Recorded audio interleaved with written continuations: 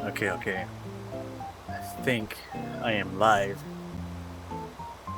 Live and ready to play. As you can see, June 30th in Animal Crossing time. I'm gonna share the stream real quick. Hopefully the audio is pretty decent and everyone can hear me just fine.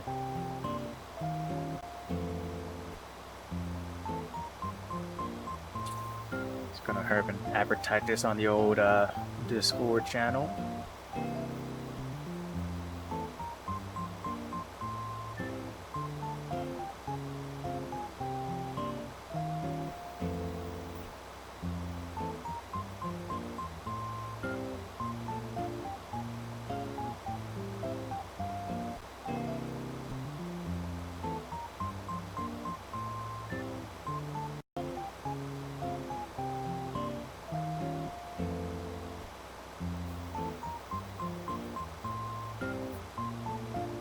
There we go.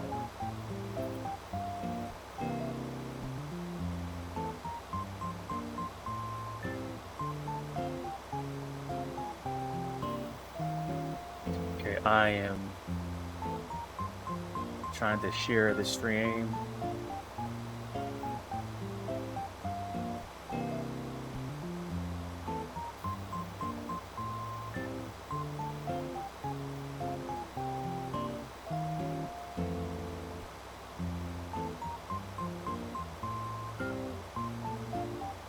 I don't think it really matters.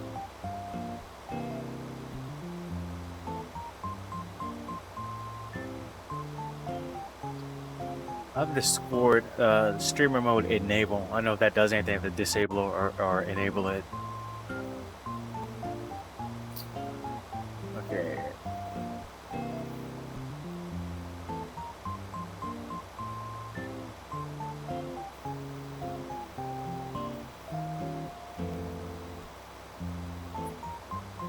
Okay. 10:24. Actually, it's 12:45 Central Standard Time.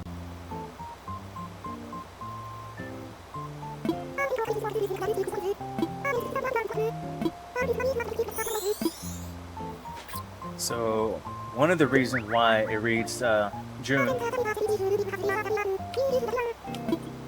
is because I do some time hopping, travel, whatever you want to call it.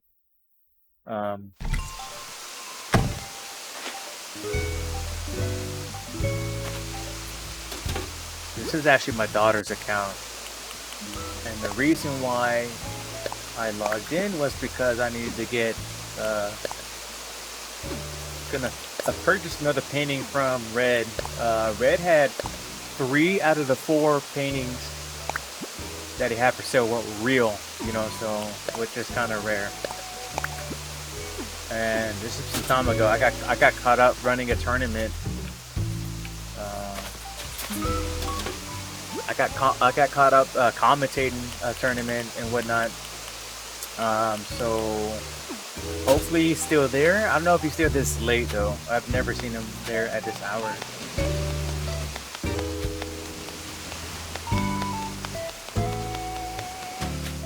Yo, he is still here. Do I have the monies? I have money. Okay, cool. So I'm gonna buy this last painting. I'm gonna buy this last painting off of Red, and then I'm gonna log into my account on here. Yo, Beto, yo, what's going on? It's all about the Animal Crossing right now. So this is a real painting. That's real. That's real. And that's a fake. But I'm gonna buy it anyway because there's people that collect these or not. You know, believe it or not. So people buy a lot of the fake paintings and the real ones, and they buy like extras so they can decorate their islands. So what I'm gonna do is I'm gonna purchase this one and kind of trade it for someone that's looking for this for a few bells. Not bells, but I think Nook Mall tickets is what people are trading it for.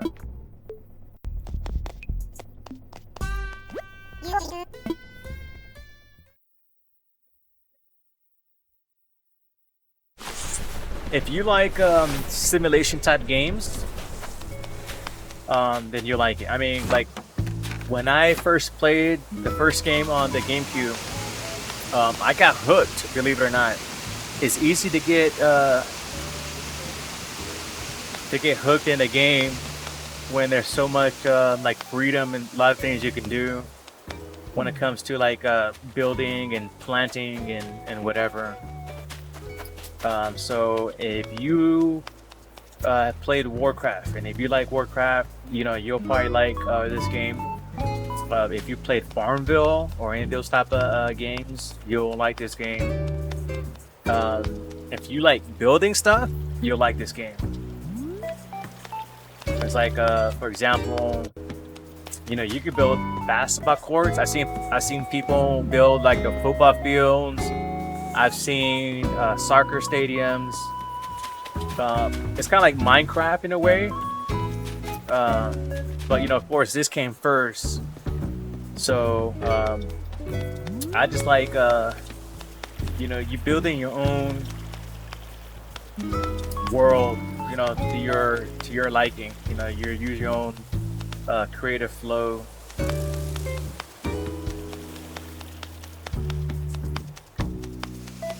And then with the plants, there's things that you can kind of like, you can breed special flowers.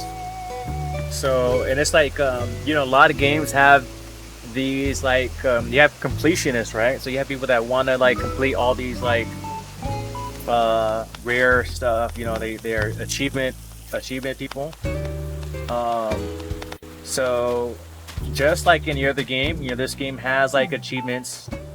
For example, okay, so this is what's called Nook Miles, and these are all different achievements you get. And you can unlock these and get tickets, and use tickets to travel to other islands and whatnot. And then when you can unlock certain items and whatnot.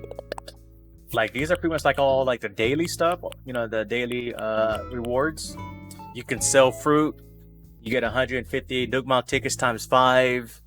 You know, capturing bugs. You know, you can fish.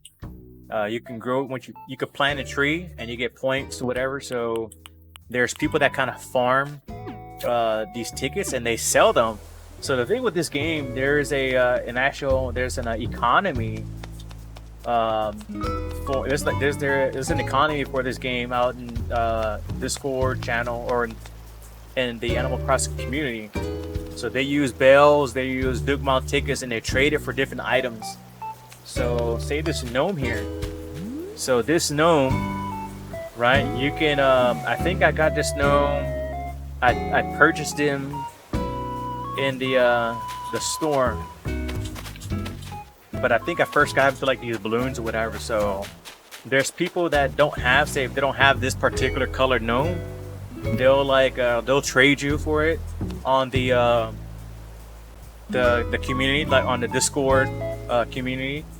So it's like, hey, I'll give you like X number of bells, or I trade you some Nook Miles tickets. So there's people that are very adamant on collecting variations of items in this game.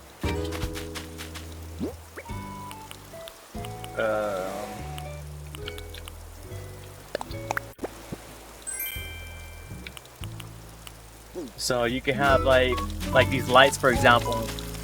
These lights, these floor lights, there's like 8 colors. So in order to get all the 8 colors, you'll have to eventually buy them from someone, or you'll have to come across them through the store. It's really like not RGB, but what's that term where it's like random?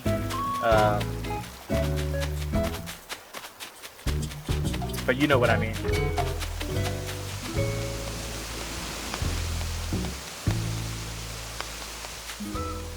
And I've seen some crazy stuff.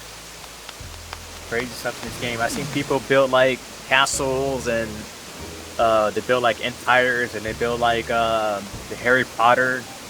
They like redid the whole Harry Potter theme. I've seen like an ice Eskimo type of theme where all the villagers are penguins. Everything is like all ice themed. I've seen like a sea theme, like SeaWorld, where everything's like, you know, sea related. I've seen it. I've seen a lot. This is my gym. You know, I got the boxing ring, and you can customize certain stuff on here. So I made the KI logo, and I put it on the ring, which I think is pretty cool. You know, so you know, I got my bench presses, pull-up bars. I have treadmills and I have like the bikes and stuff, but I don't have the space for it. So I'm in the process of redoing like a whole part of this island.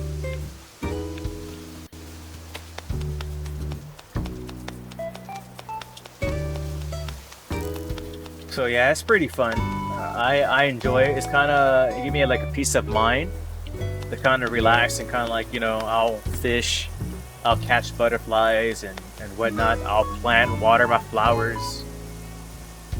I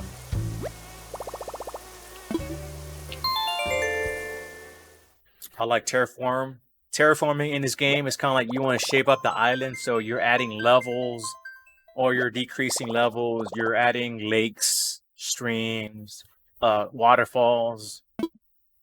You pretty much like a whole, you know, customize your whole island.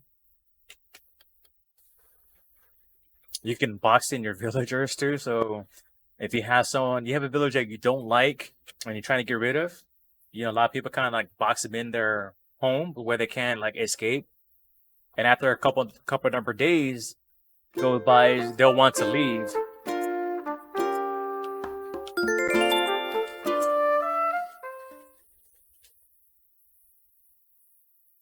Oh, I don't think I logged back into my account. I wasn't even paying attention.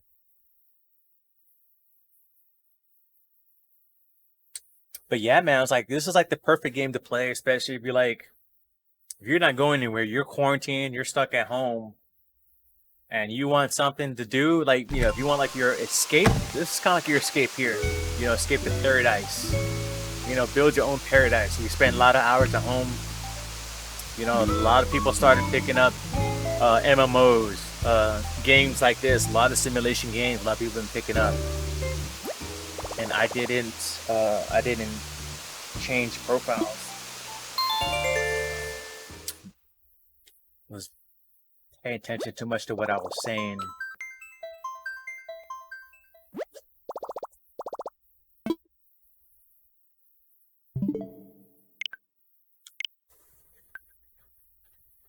That's what I should have done. And those like my kids' profiles. So my two youngest, my youngest, my middle, they have houses on here. They don't play much because this is my Switch.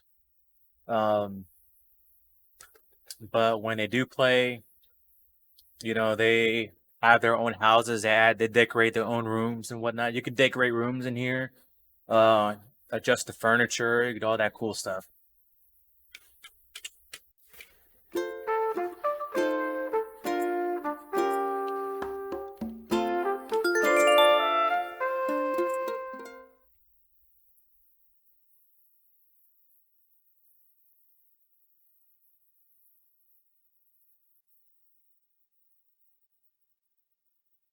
Yeah, I like it. Another reason why I play is because, you know, I've always enjoyed playing it.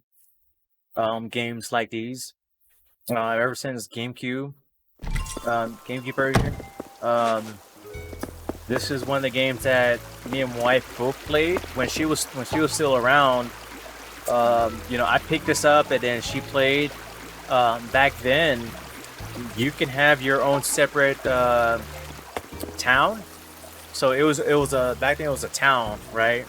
And then whoever else is playing on the GameCube, you know, unless you have the memory card, you can play in different town. You can visit each other town. For this game, for Animal Crossing New Horizon, There's only one island, so everyone shares one island. They don't have their own island. So in order to have their own island, you have to have a different Switch, a different console, which I do have, but I don't let my kids play on that either. Maybe my daughter, every now and then I let them play, but they're not as heavily invested in this game and gaming in general as I am. My son plays a lot, but he plays mostly like FPSs. You know, he's like into the Call of Duty, the Halo, GTA, Red Dead Redemption. Those are the games that he plays on his PS4.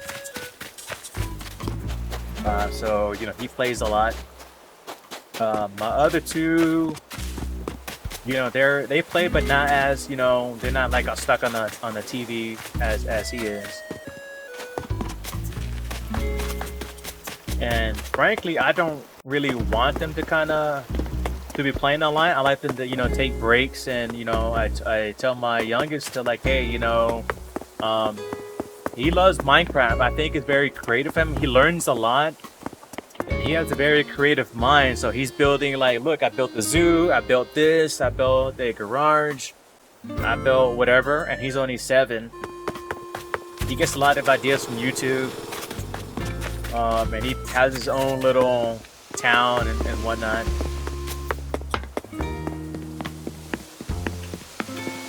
But you know, I check up on him, and I make sure that he reads a book and say, hey, go take a break. You know, read a few books and stuff, and then I don't want him like watching, you know, YouTube all the time or playing video games all the time. So these balloons here, these floating presents, they carry different items. It could be coins, or like could be bells, which is like the currency in this game. They could be it could be clothing, it could be furniture, it could be like a DIY recipes. DIY recipes, or this is like you can build stuff in this game. So, or you can kind of like you know, build these objects. If you have the appropriate materials, like this bonsai shelf, for example. In order to build this, I need a cherry blossom bonsai, a pond bonsai tree, and wood. I need 8 pieces of wood, and I'll be able to create that and display it on my island. And so these things you have to acquire through you picking them up throughout the game. So not everyone has the same thing available. So I have this. Not everybody will have the DIY for this robot, for example.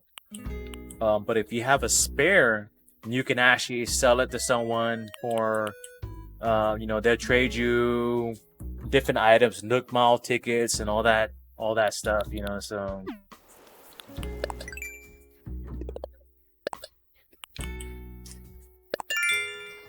Nook Miles, pretty much these Nook Miles are used you can redeem these Nook Miles for exclusive items that you could only get through the Nook Miles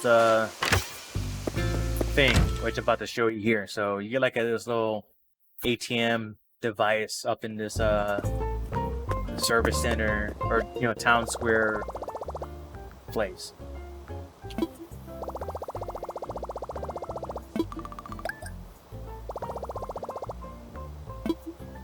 Okay, so right here, this is where you redeem these Nook Miles. So if I want to I have like 26,000 Nook Miles, right? So I can redeem these miles for Nook Miles tickets, and this is pretty much what the is what everyone used as currency, you know, or on the exchange. They're very valuable. I've seen a lot of items go for 10 Nook Miles tickets, 20, whatever. So this is what a lot of things exchange for. You can visit islands and use their store. There's another currency like a little stock market. Every Sunday, there's a NPC character that sells turnips. So in this game, you can use turnips, and you can sell them back for profit. So every Sunday, there's a value. Everyone has like a different value. So on my island, the person selling turnips, it could be like 90 bells or $90. If that makes more sense. So for 90 bells, you can purchase, these turnips, and you can hold on to them and sell them later on throughout the week for larger profit. And so you have the store that you can sell them to, and they'll tell you how much the turnips go for. So they open at 8 in the morning and they close at 10 in the evening. So the prices, there's two prices throughout the day. So the opening price, and then at noon the price changes. So you bought these turnips for like 90 bells on Sunday. Come Monday morning, they're going for 120 bells. So you can sell these for a 30 bell profit, right? So obviously the more turnips you buy, the higher the profit. But then it's also very risky, because sometimes you buy it for 90 bells, and then that next day they're selling for 60 bells or 54 bells, something cheap. So you're kind of losing out. So it's just like stock market, STALK. It's a play on words. So that's another thing that goes on in the Animal Crossing community, is that some people have these turnip prices they go to the store and their turnips are going for like 450 bells. So they advertise that on the Discord channel, in the community channel, and you can let people come to your island and sell their turnips for your pricing, what you have priced for that day at that time.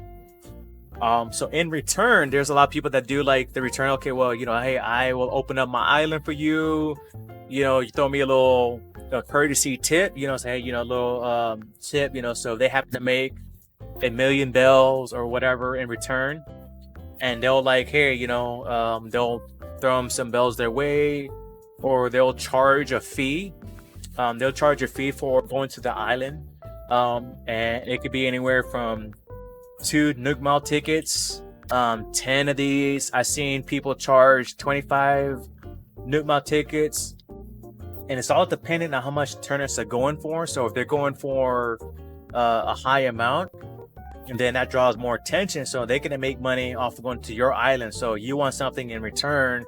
Some people will ask for like 50 Nook Mile tickets or whatever, or some people, the people that are very generous and say, hey, I'm not going to charge you anything. If you want a tip, that's great. Or if you want to like trade a certain item, that's cool too.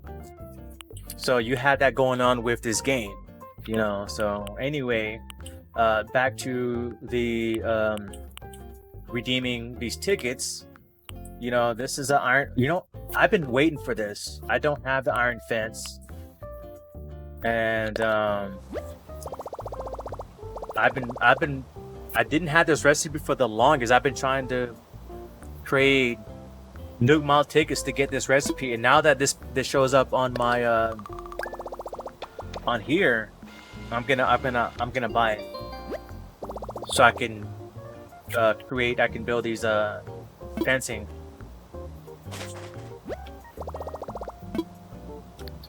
So I don't have to continue again. And then, so now that I have that in my inventory, these are other recipes that I already know. I plan to kind of sell these or trade for them. This is the one that I just acquired, so I can learn it.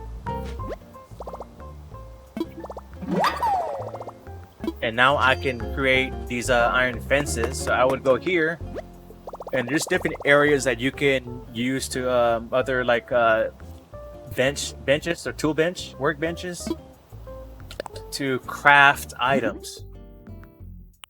See, I can craft this barbell, this iron table, and so on and so forth. Outdoor bath, but I don't want to do that. Where is that? So now I can craft this iron fence, which I've been wanting to do. So it's going to cost me 6 iron nuggets to build, to get 10 of these. And I have 22 iron nuggets in my inventory, in my pocket. So, and he just go, you know, buildings, and now I have some iron fencing.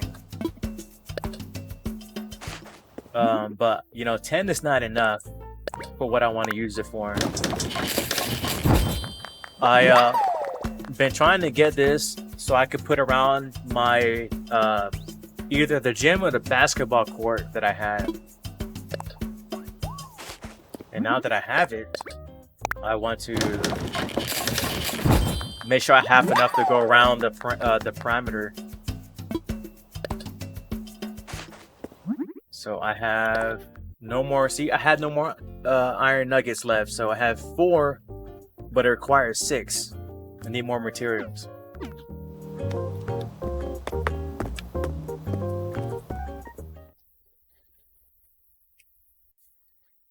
Alright, so now that I have the ability to make these iron fencing, I can do this now. I can do this. So let me go over here. So if I wanted to go in my inventory, now it shows up as iron fencing. I'll select that, and I could just do that.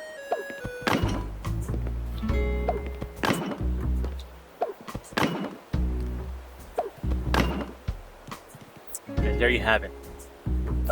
You saw how I was able to get the recipe. I was able to learn it. I was able to craft it, and now I'm able to place it now. And there's other things you can do. Say that I don't want no one touching this basketball.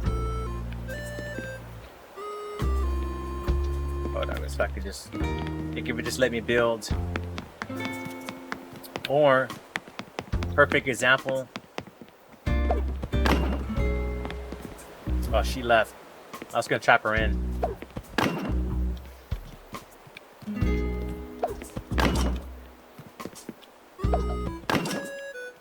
Do something like that, you know?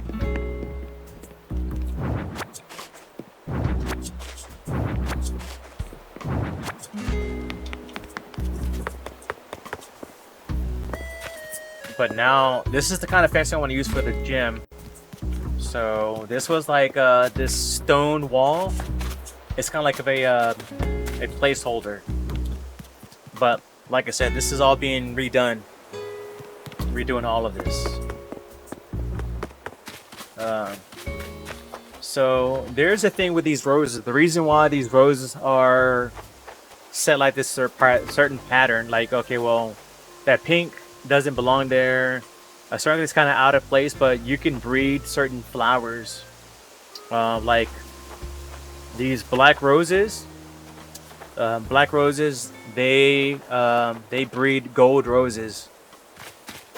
So every time I get the gold rose to that gets bred, I move them. I pick them up and I move them here. So these are my gold roses. And you can sell these. You can like pick up the petals and you can sell them for some bells. These are my my money trees. So that's something you can do in game, is you can, you know, have your own money tree. So there's a spot. I'll show you where it's at. There's a spot in the game. Every day there spawns a golden spot in the ground that you can dig up. Oh snap! Okay, let me capture this the scorpion. I learned this trick.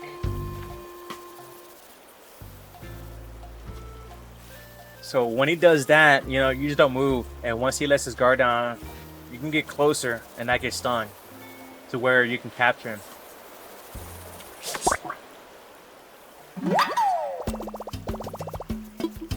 And before, you know, it's a bit kind of tricky. You know, people try to like time it, but now I know how to do it. Now I know how to capture scorpions like it's nothing.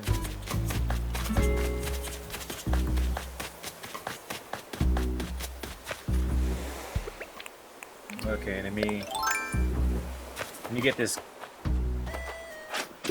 golden spot here.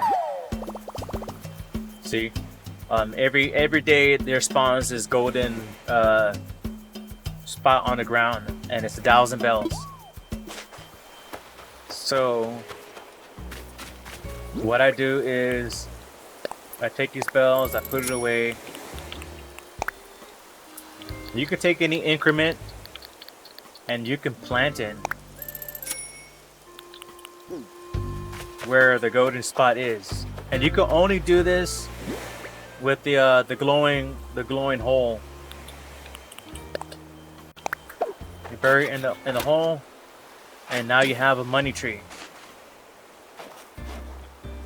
And if you check your inventory, it has now it's a nursery money tree. You can plant, and it'll grow to a full tree, and it'll spawn 3 bags depending on how much you put in. So sometimes it's RDG. I think the word's RDG, right? Something like that. Randomizer. If you plant 10,000 bells, and when this tree blooms, or when this tree becomes an adult tree, each bell will be 10,000 bags. So sometimes you can plant 99,000 bells. There's like a 30% chance that it will bloom. It will grow into have 99,000 bags. You know, 3 bags of 99,000 bells. But like I said, it's all based on percentage. You know, it's a 30% chance, and it's all based like this formula off a certain amount. So if anything, I think 10,000 bells and below, you'll automatically, you know, it's 100% to sprout, you know, that amount. So if I were to plant 500 bells, then in 4 days or whatever, each bag would be 500 bells. I put 1,000, it'd be 1,000. So you can maximize, you know, like guarantee profit with 10,000. But if you want to be risky, if you want to take a risk and, you know, put a large amount, that should, anything over 10, I think over 10,000, it's not 100%. It's like 30%, whatever the formula is, you know. So whatever the formula is, it's not guaranteed that you'll get, you know, that amount after 10,000 bells. And I am very horrible at explaining certain things, right? So hopefully that kind of makes sense. And if that doesn't make sense, you know, there's people that are a lot better at explaining this, and who has been playing the game longer than I have, or putting a lot more hours than I have into the game. So, you know, there's a lot of YouTube videos and articles on, you know, planting money trees and maximizing profit. And the safest way to maximize profit is by planting 10,000 bells and getting 30. So you can guarantee 20,000 bells. Guaranteed 20,000 bells. Planting anything greater than 10,000 bells is it's at risk. It's not 100% guaranteed that you'll get, you know, that return. So if you plant 99,000 bells, you have a 30% chance that it'll sprout, you know, 99,000 bags. So you probably see 10,000 bag, and then you're out of 60,000 bells. It's just one of those things that's in the game.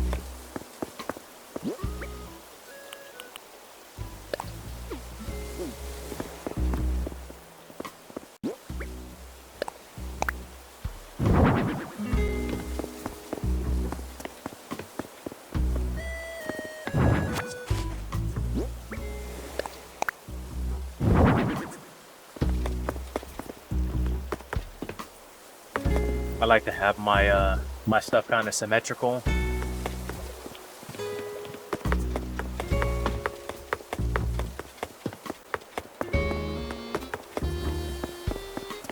And then I added these sign here because, you know, the whole island is pretty much like a work in progress type of deal. And this spot here is temporary. This is temporary. I'm gonna get rid of the basketball court. It serves no real function or purpose, and I feel that I can use this real estate to give a better flow to the island. I mean, it's just they're wasting space. The gym I want to keep. I had treadmills and bikes, but I want to focus on more weights and, as you can see, you know, like boxing stuff. So I'll keep it to like a minimum instead of having like every single like workout equipment that's available in the game. This is gonna get fixed, and this will get organized over here. My son's house was over here, and I recently moved it. So this is all kind of like a placeholder. This is temporary. I don't know what I want to do here. I probably would add like these those stands. I probably like would add stands and kind of like walls here. So that way it's kind of like a little mini market or something. Something functional. And that's one of the thing that my island lacks. Personally, I think it lacks functionality. Like there's things that are there, but it's just not functional. It's just like it's there just to be there.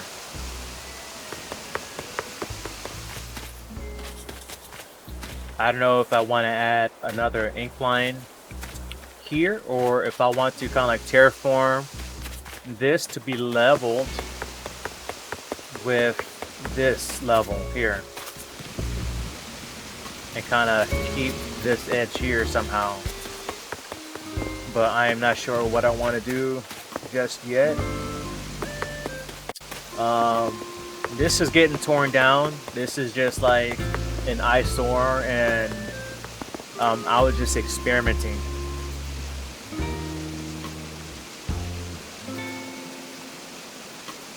Like experimental. I thought that I can kind of have an incline and have an incline going nowhere, have like this space, like another level, another incline, and then adding a bridge. But you can't do that in this game. And in order to place a bridge, there has to be a water source. There has to be like a river to go over. So there's no river source. You can't place a bridge there, which I think is kind of, it takes away from a lot more creativeness that you can do.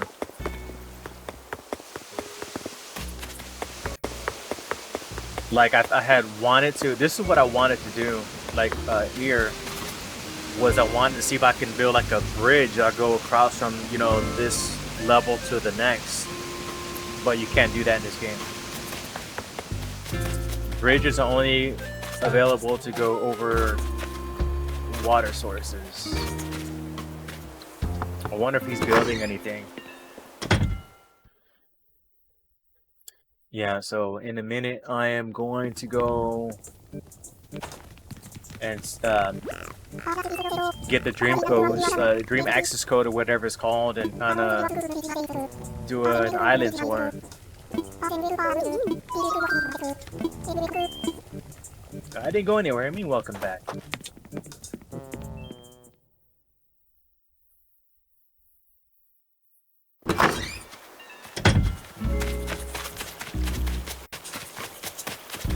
I want to see if I can find an island that they have items that are dropped that can be picked up, and if I could pick it up in a dream form and get a catalog so I can purchase it through the store. But I don't know, it's a dream, so. And I just realized, I just found out that you don't have to use Luna's bed to activate the dream sequence thing for this new update.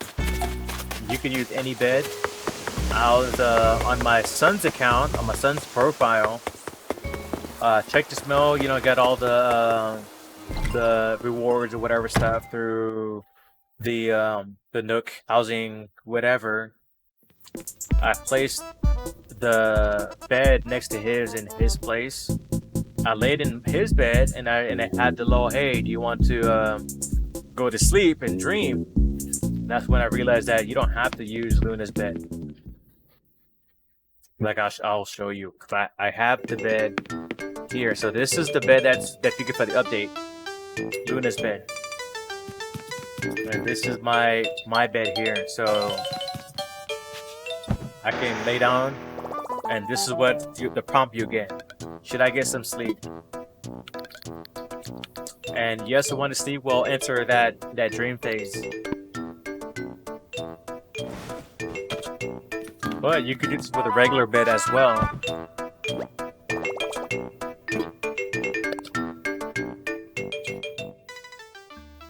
So now you're entering like this little dream phase.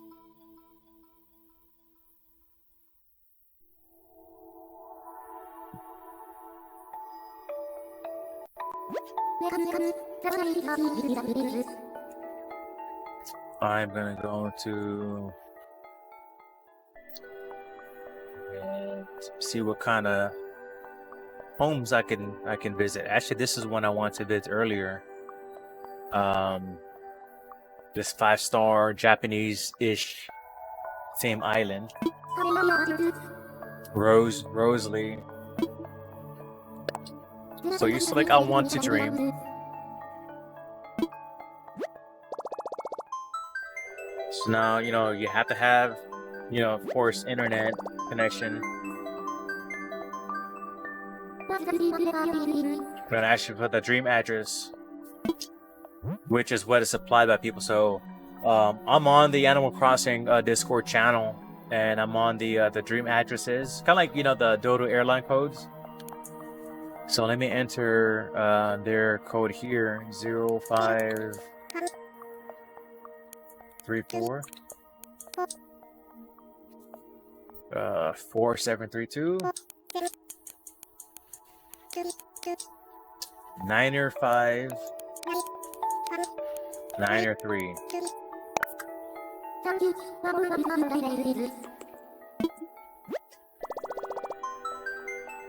Now it's connecting to the internet. Sure, I don't know. They don't say what the name is. They just listed the code here.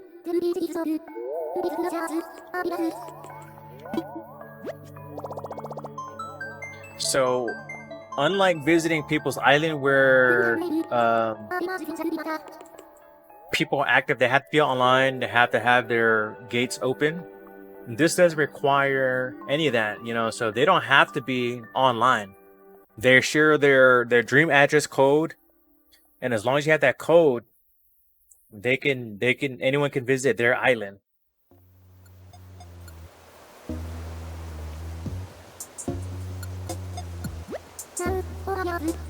Okay, so now I'm in their island in a dream state. Hey, hi, what's going on? Fishy Nippies 2? Is there Fishy Nippies 1?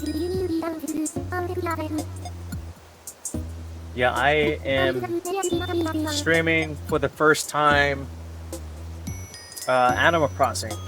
No, I've been playing for a while. I don't have a lot of hours invested like like many others. But I figured, you know, I got the update earlier yesterday. Yeah, technically yesterday, and figured let me go and, you know, stream. I was up. It was like 2 a.m. I was up, so why not? Let me see what they got going on. Cause this is what everyone does. This is what everyone does when they do the little tour things. You know, they pull up the map, they check out the architecture or the layout, they check out all the residents, and this is, you know, they have a theme here. You know, like, you know, they have like I guess the rabbits and the cats are pretty much like everyone with like long ears, except for this bear, blue bear, which is pretty cool. Raymond seems to be a popular villager that a lot of people have, from what I've seen online and through various streams and YouTube videos.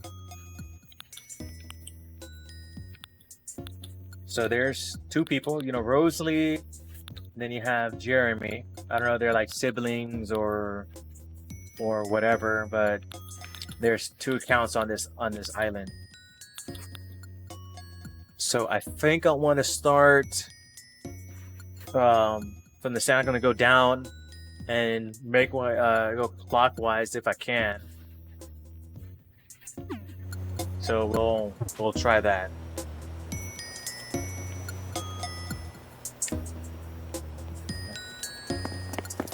I really like islands that have like kind of a flow to it.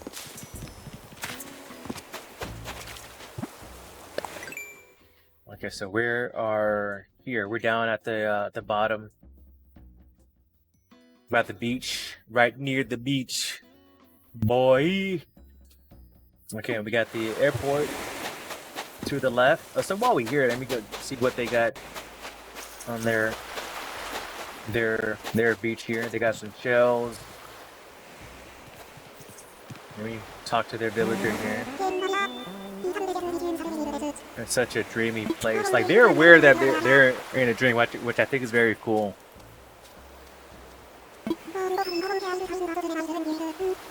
See, I hope you remember those memories when you wake up.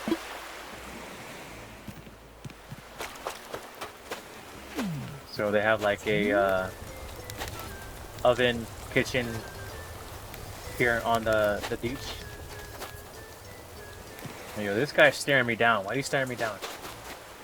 This is Genji. Have I seen you doing a little canoeing around here before? Oh, this is another. Is he a jock type? Okay, so I want to continue. I don't want to get distracted and go this way when I said I want to go that way. All right. Carry on. Okay, that's kind of cute. Please wipe your paw.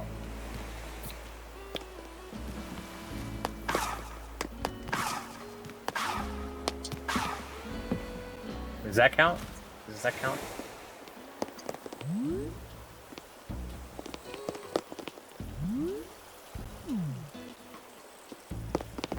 Now this is what I'm talking about. I really like how they have the flooring here. It's like, you know, this is for the most part, you know, symmetrical. And they each had their own, you know, different kind of reef on their door.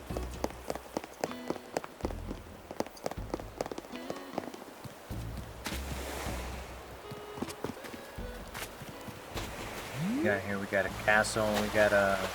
Well, that's pretty cool. They got a little marshmallow fire pit over here. There's a lot of items that I haven't seen or I haven't acquired yet. So don't roast me for not knowing a lot of these. Speaking of roasting, you know what I haven't seen? You know, I've seen a lot of you know, island tours and whatnot. You know, I could pick that up, but I can't take it with me. But what I want to know is if I can catalog it by picking it up in my dream state. But I don't think that I can. And that's pretty cute. You got a little nook here, little area for your pet. But like I said, let me continue going on this way. We're now over here. We'll save Jeremy's place when we get back to it.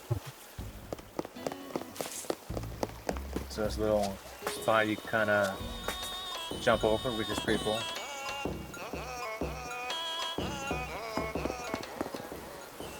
So I guess what's onsen? Onsen's like, I guess like a noodle noodle brand of noodles or something, or clothing line. I don't know. I'm not familiar with that.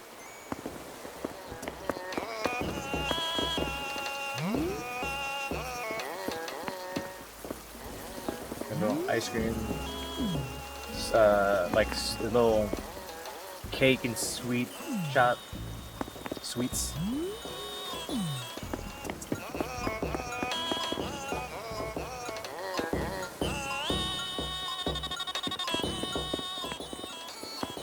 So there's like a little like a mini market place here.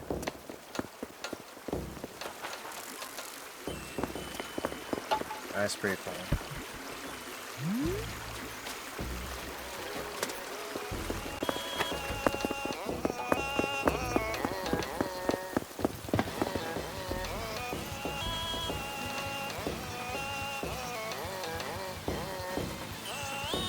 Craig Quamine, yo, thanks for the follow.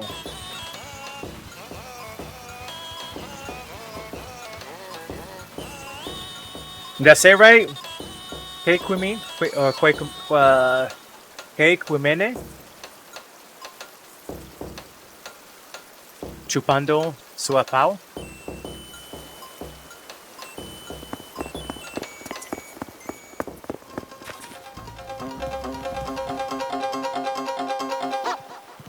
Yeah, I don't know a lot of Portuguese. My Portuguese is very, very poor. I'm Panameño. Yo soy panameño, pero yo no hablo Portuguese. Or I don't know what's the Spanish equivalent to Portuguese in Spanish. Yo, I know what chupando is. I know what chupando is. But it's Portuguese, so it's different. You know, there's different dialects for certain words, right? So chupando is to suck. Pero seu pau is that's Portuguese. So we would say like bicho, right? We would say like bicho, like chupar mi bicho.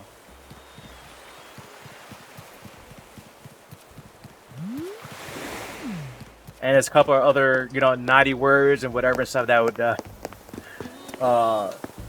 that we will say, you know. So it's fun to say in our language, right? You know, it rolls off our tongue. And you gotta admit that. You gotta admit there's a lot of words in different languages that just kind of like it's fun to say. But carry on. The secret garden. Let's see what the secret garden is. Okay, I got a little jumping things here. I'm jumping over holes to get to the secret garden. This better be something special. Oh wow. Oh, that's pretty nice.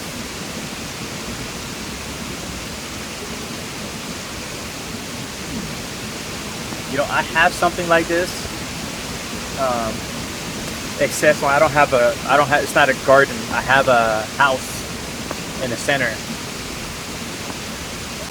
But it's not my house, it's my daughter's house.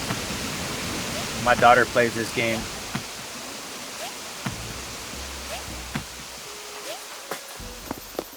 and I created like a something waterfall thing for her, and I placed her house in the center.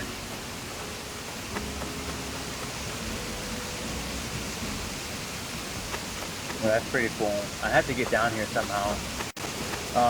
You're in a dream state, so in a dream state you can't take anything with you. See? So I can't just climb down there because this is a dream. I have to go down here somehow. I gotta go down here. Mermaid Cove. Oh, look at fuck sea bass. Yeah, I agree. I agree. Because that's all I seem to get when I fish is all these sea bass.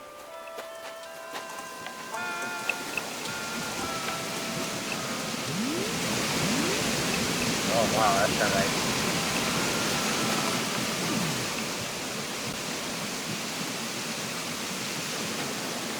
Or is it like if my mom playing, my aunt, my tia would play this game. It's like, oh, mira que lindo, que linda es la isla. But they don't play this game. I don't think they have a Switch. They play the what's it called? They play the Farmville. They still play the Farmville on Facebook. They play the Farmville, and they spend like all this money on these things on Farmville. Yeah, that's nice. I like how they have this pattern down here.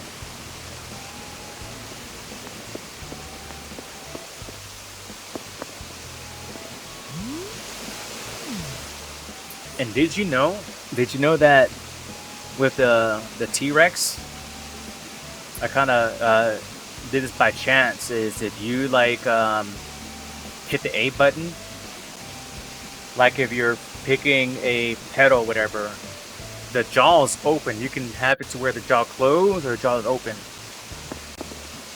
which I didn't know. I thought that was pretty cool.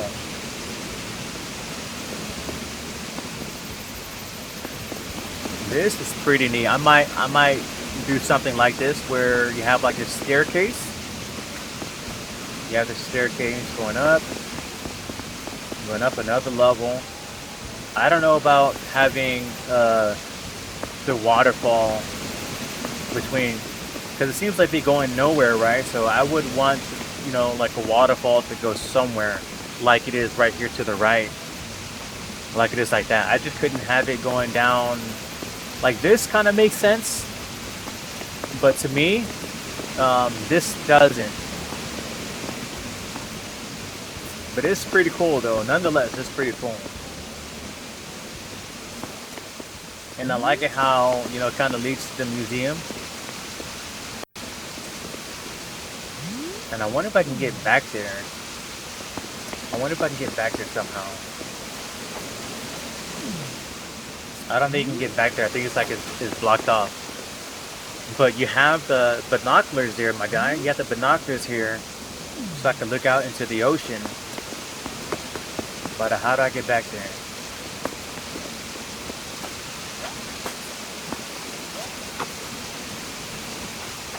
Let's see, I can't. You can't get back there.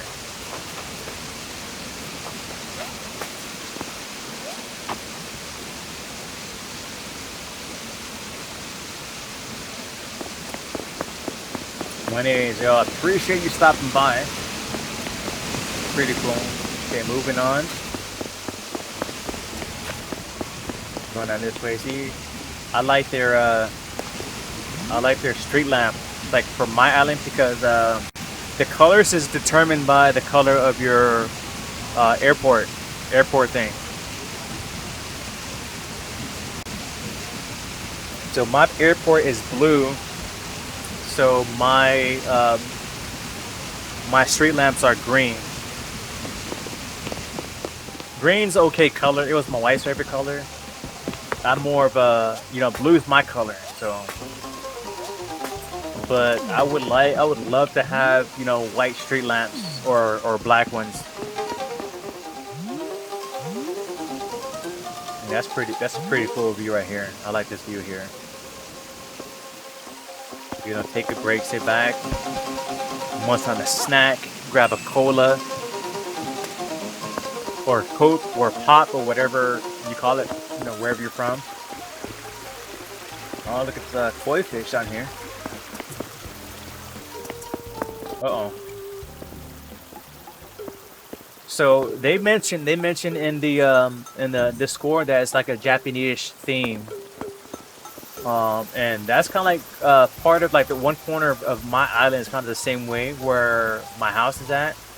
I have bamboo. I have like the bamboo trees. I have like the hyacinth flowers.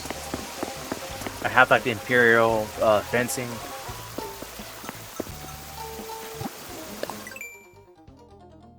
So we are where are we at? Where are we at?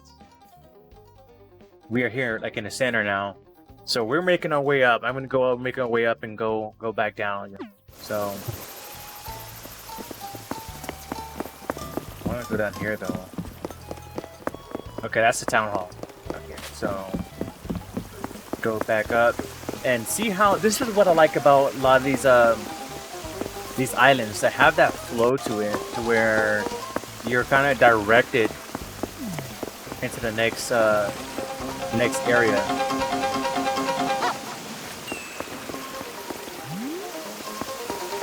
And I'm really loving the choice of music here.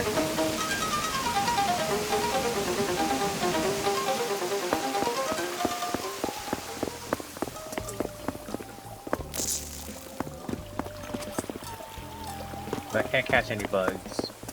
Oh, it's like a nice little like picnic area, but let's not get distracted. You know, squirrel. Is that how it goes, right? Squirrel. Oh wow. Ooh, wow. I can't wait to go there. Let's hop over here first. Trying to check this area out. Wow, this is nice.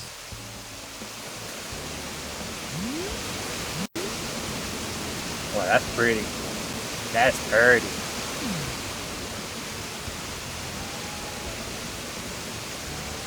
I like how they have like the moon in the center. So I don't know what I'll do, you know, when I finally get my moon. I don't know where I will definitely want to use it. I just don't know where I would put it. I have that one peninsula that's like on like for my island. Have a peninsula that's kind of like just there. I probably will like just stick it there, so that way it's some kind of purpose. You know, make some kind of sense. Yeah, hop up here. Oh, that's kind of nice. This is kind of like a little closed off little turtle picnic, I guess.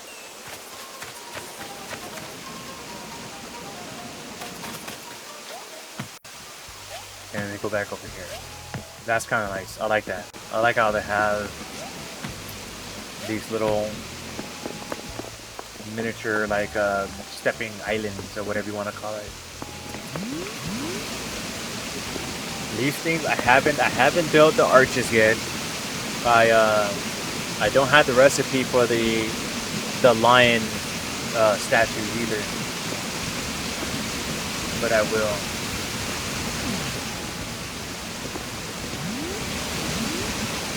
So I guess this ends here. I would probably like to see something more here. Maybe instead of having the roses atop here, I would probably put like some more of these buildings, more of these like, you know, these Japanese buildings on top of there. So that way when I'm looking up, it'd be like a city that I'm staring at. But you know, to each his own. I mean, let me ring the gong here. You know, out of respect, you gotta ring that gong. And this is Rosalie.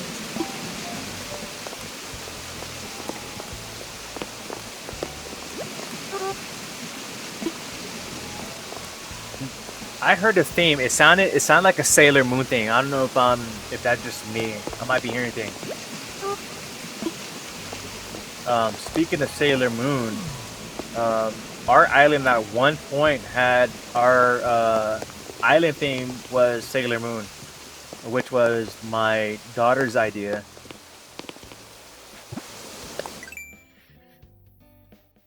Okay, so we're here at I think at Rosie's place.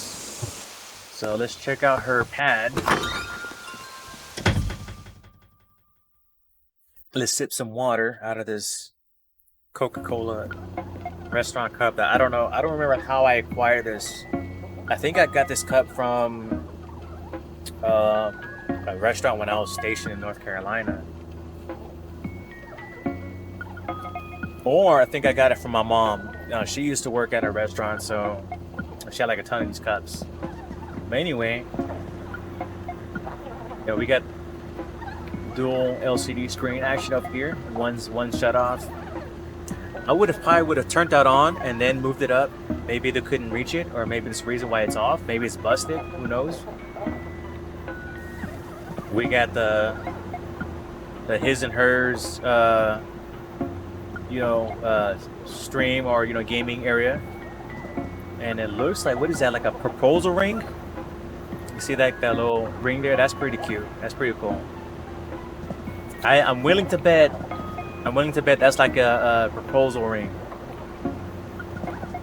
Because as you can see, there's two people on this island, Jeremy and Rosalie.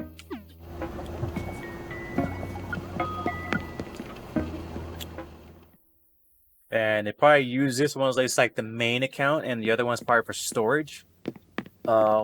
And this is what I've been seeing from a lot of other people playing. They'll have extra accounts or extra profiles on their switches, and they'll use it for various reasons. I like the theme here in this kitchen area. I like the mixer.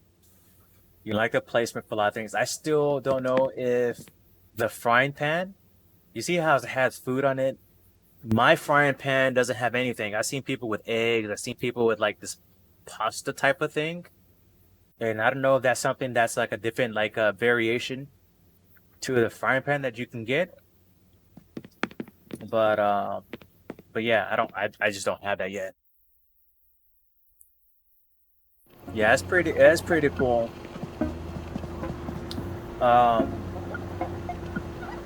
My two other profiles, not only do I have it because my kids sometimes play, but you have that golden what's it called, that golden earth or whatever that you can dig up. That spawns for every profile that's on your island. This is pretty cool. You have like the little astronomy room here without like the zodiac signs. You don't have them all, but I think it's like, this is what they like best. They have like the Cancer, they have this, they have that. Symmetrical, which I like. And I like how I have the little fog type floor. I think yesterday when I was streaming, I saw someone's like completely floor, but they had carpeting on top of it, and you still have like the fog effect from that the flooring. I don't think that kind of prevents it in any way. Okay, let's see what they got over here. Oh, their little fax machine.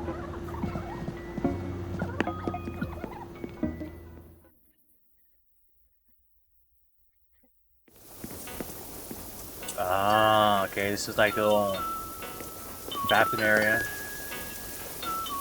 Now that's something that I need. I don't have a shower. I have a bathtub. I don't have a shower. I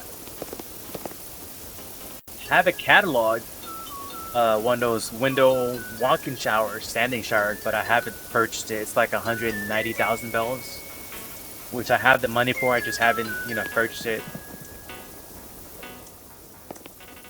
This is pretty nice. I like the wallpaper. It's like very, like a bathroom-esque wallpaper.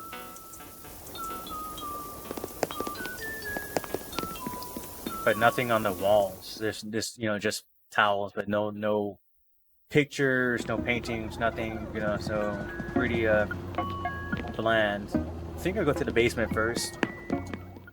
Check out the basement.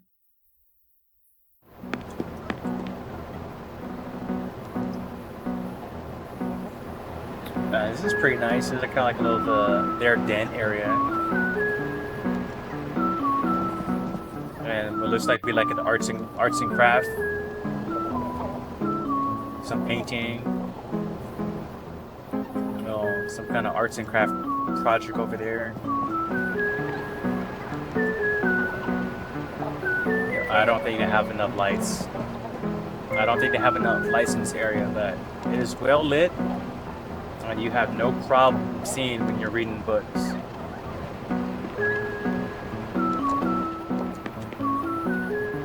Well, you got some portraits of villagers there. I didn't see them on their island. I think they're like their former villagers that they have. As you can see, they have like a theme going on. They're mostly rabbits. So I guess those were rabbits that left the island or got booted. Either or.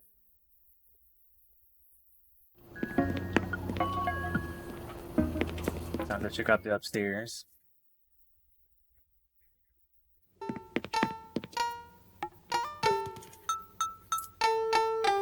Nice. I have like the Imperial shelving. I have that in red though. All my Imperial stuff is red except for the dividers. It's brown. I need to get them in red, and then my Imperial furniture set will be complete.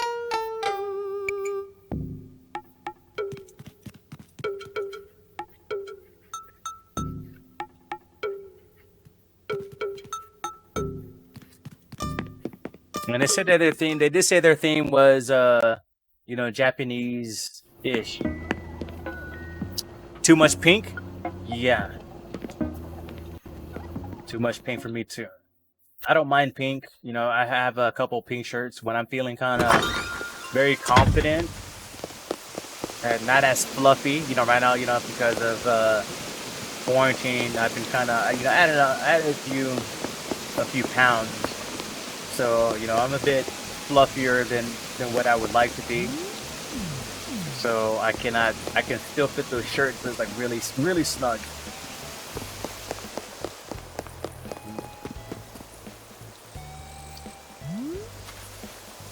Yeah, it's just pretty nice here.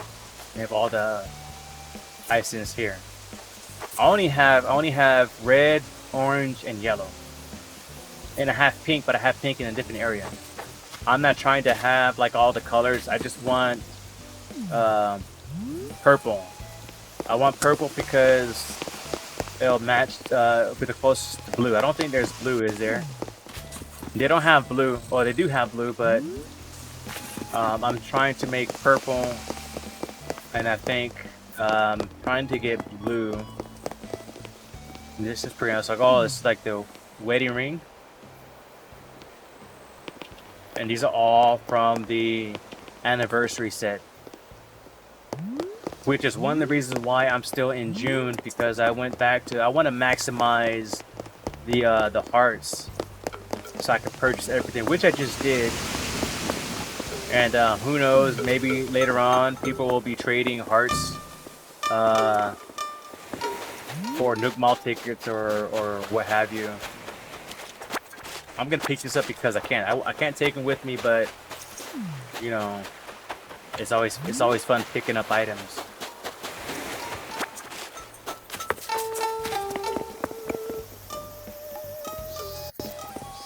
It's pretty nice area here. Oh, that's pretty cool. Whoa, this is pretty nice. Let's see what's up here and get a little praying to Godzilla here.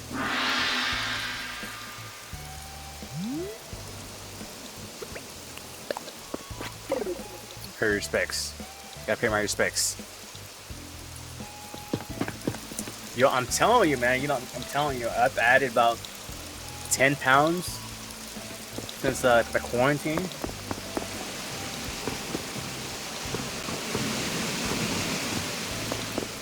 which I'm not too happy of. But you know, once everything gets back to normal to a certain extent, you know, gym opens up, which I still pay a monthly membership to, and I haven't stepped foot in the gym in months.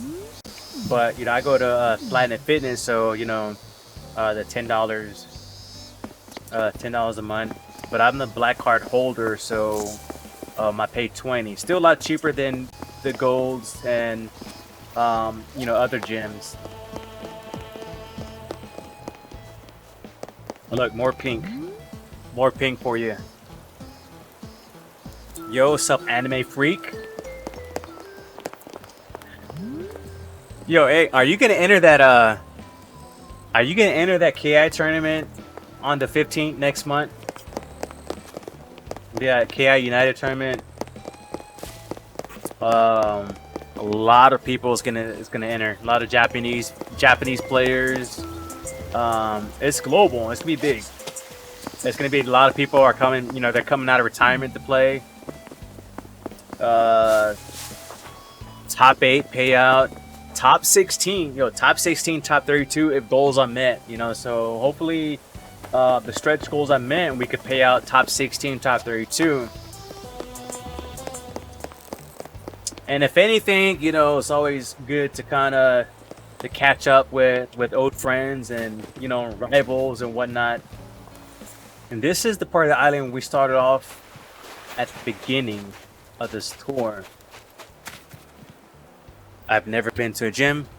I doubt it, but maybe probably not. Well, at least tune in. It's we're streaming it. We're streaming all 3 phases.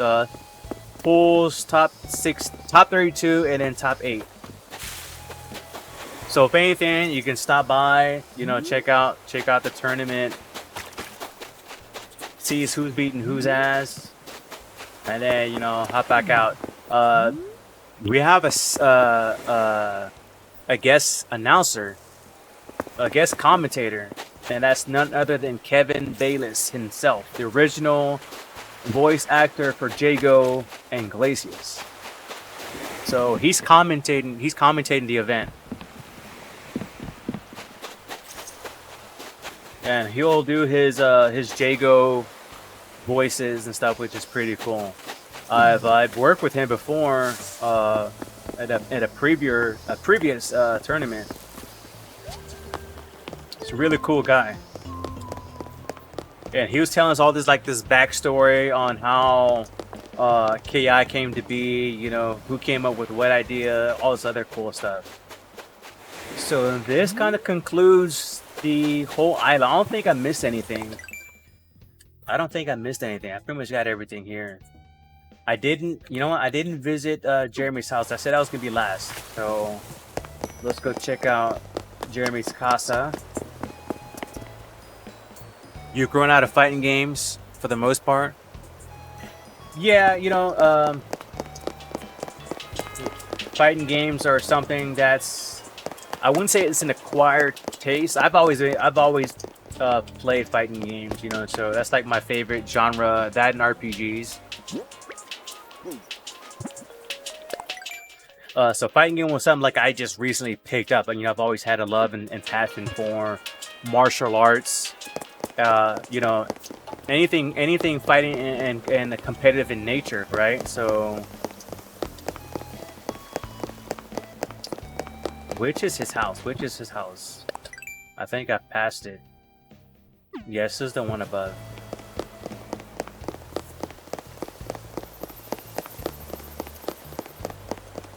I think this is it. I think that's his house. And sometimes, you know, it's nice to take a break, right? So, you know, I take a break from games, from fighters altogether, you know. So I go back to Warcraft, you know, I'll play my Age of Empires and stuff. I was big into Age of Empires back in the day.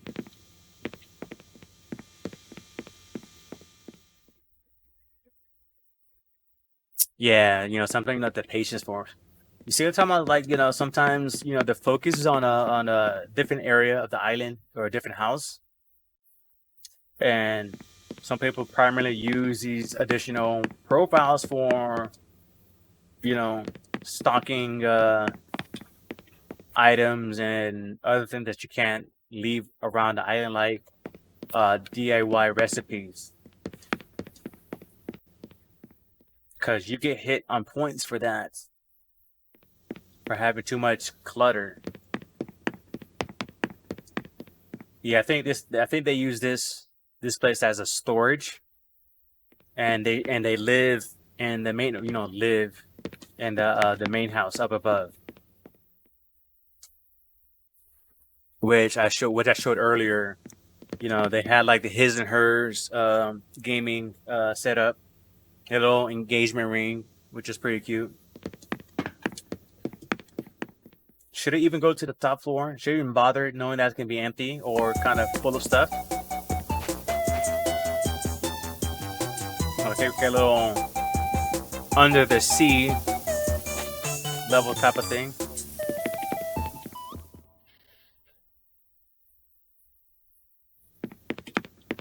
But anyway, how's your day? How have you guys been doing through all this? Oh, wait, this is like a classroom. I like the wallpaper.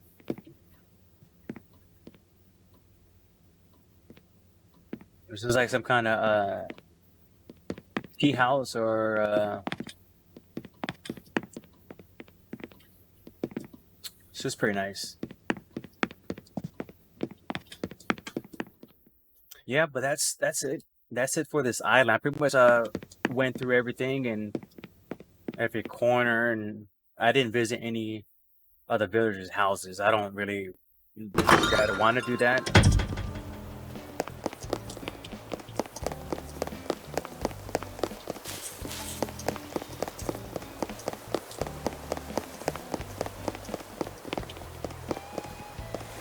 Overall, it's been very enjoyable. So I'm assuming this is like a karaoke type of thing, or they have the drums, they have the jukebox, and they have the mic. They don't have any other instruments. 3-month vacation on unemployment, yo, that's what I'm talking about. Getting paid and just playing games, whatever.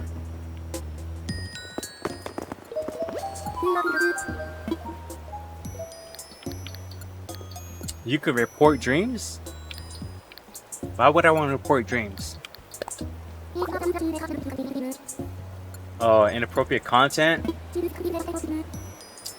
Look, this is like your island. You decorate it the way you want to.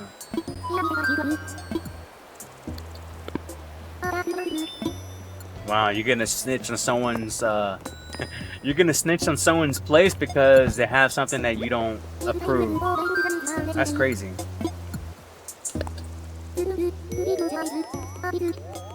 Yeah, I was unemployed after I got back from Evo last year. Got back from Evo last year from Vegas.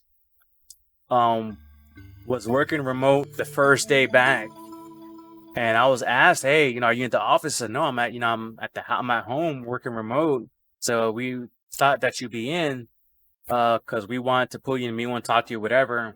And what they wanted to discuss was the fact that they were making another round of layoffs, and because the company wasn't heading in the direction that they would like it to,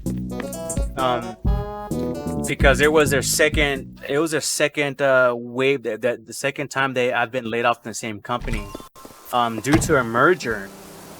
So the second time around, they was like, yeah, we're making cuts to different positions, whatever, and yours been affected.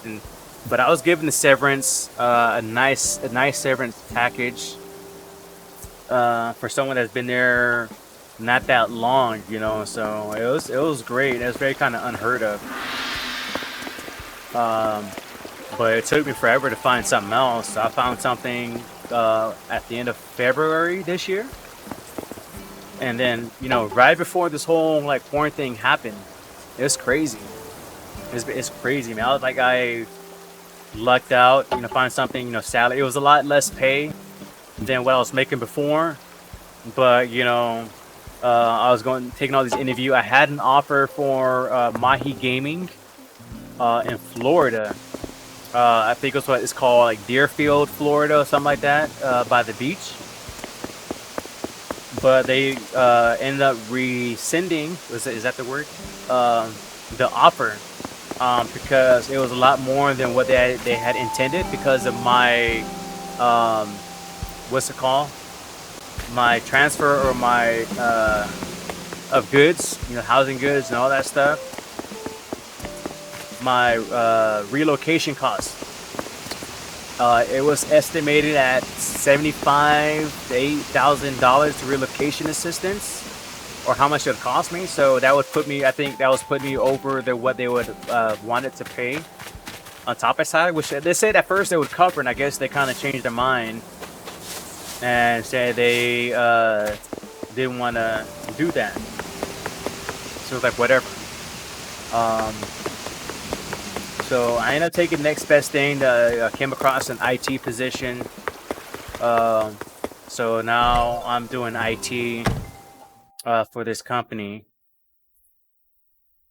Working from home. Everything, this whole thing started, which is kind of great. So full benefits and everything. So I've been home working and just kind of like trying to not get sick, whatever. I have a pretty good immune system, but not trying to risk my family's life. But my son is very susceptible to things like that. He's high risk, so very wary on these idiots not being protected when they go out and stuff like that. So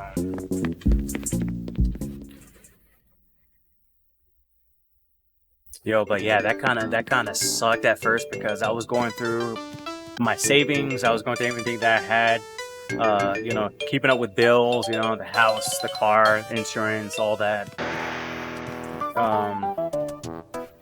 But anyway, should I visit another house, another island person? Not house, another island. I don't know. I don't know if I have the energy to do so. What do you guys think? Do you guys want to do like another island tour, or should I just continue working on my island? It is 2 a.m. where I'm at. I don't have plans. It's not like I'm going anywhere. Not like I have to get up to drive to work. So this layout looks pretty good. Euphoria. Lime Square, our life, some visitors.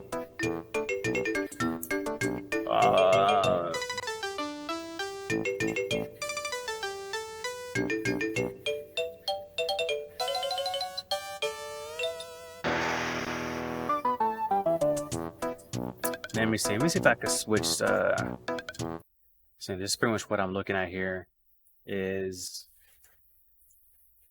picking the why does it do that? Okay, whenever I move this over here, so it doesn't do that. There we go. And move this over here.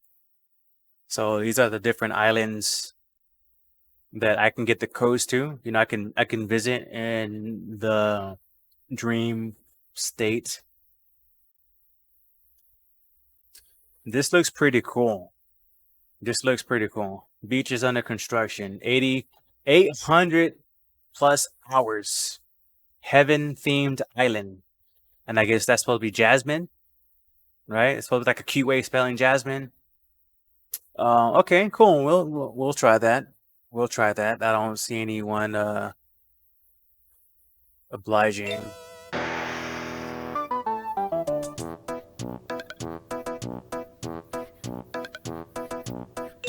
You think about getting Photoshop stuff and teaching myself to learn design stuff and taking online courses for websites design stuff. I've pretty much self-taught, Photoshop. So what I've done, ever since I've been using Photoshop since 2006, 2005 or whatever. I've downloaded a torrent of an old school Photoshop. I think it's like Photoshop 5. And I started looking up like tutorials or whatnot, like, basic wallpaper things I wanted to create. The reason why I got into Photoshop was because at the time I was building my own arcade sticks. And as you know, with certain sticks, they have like the different designs and whatnot. So let me show you something real quick. So this is one of my fight sticks, right? This is like a Marvel 3 or Marvel vs. Capcom stick. So I used to use Photoshop to make my own like stick art. We call it like stick art, like custom stick art. And I would learn to kind of like cut out images and superheroes or whatever, have like a different background, the lightning, the clouds, all that stuff. Would read up on tutorials on how to do all that.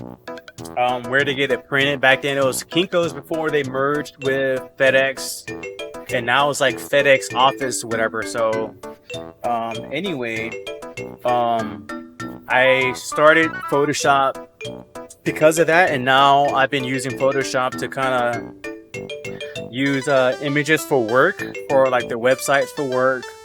I've learned how to do stuff like overlays and little things like that.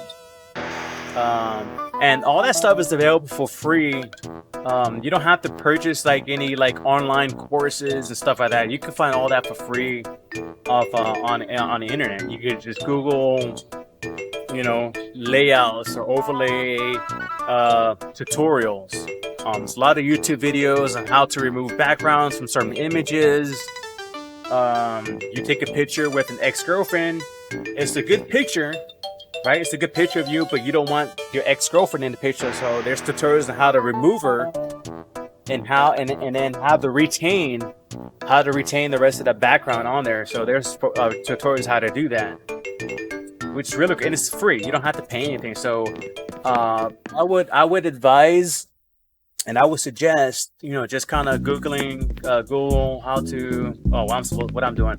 Yeah, I would Google like certain tutorial, whatever you want to do. Whatever you want to do in Photoshop, just Google it and read up on a tutorial, little step-by-steps. And then it's all about, practice makes perfect, right? So the more you're working at, the more you familiar you get with tools, the easier it is. So the more you use Photoshop, the more you retain all that knowledge.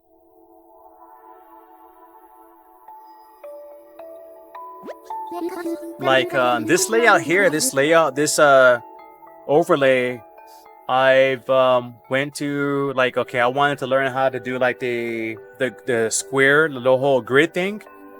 There's certain ways, certain things you can do to do the grid, and I wanted to have like if you're familiar with the Transformers toys, and the old Transformer packaging had the grid background where it has like the background, the one color, and it'll fade to another. I got this idea from that. I'm into Star Wars. I play Star Wars toys and whatnot.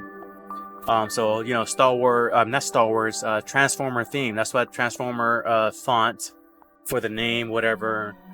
And then I could have done something for the webcam overlay. The webcam, I can have like some kind of thing, but I got lazy.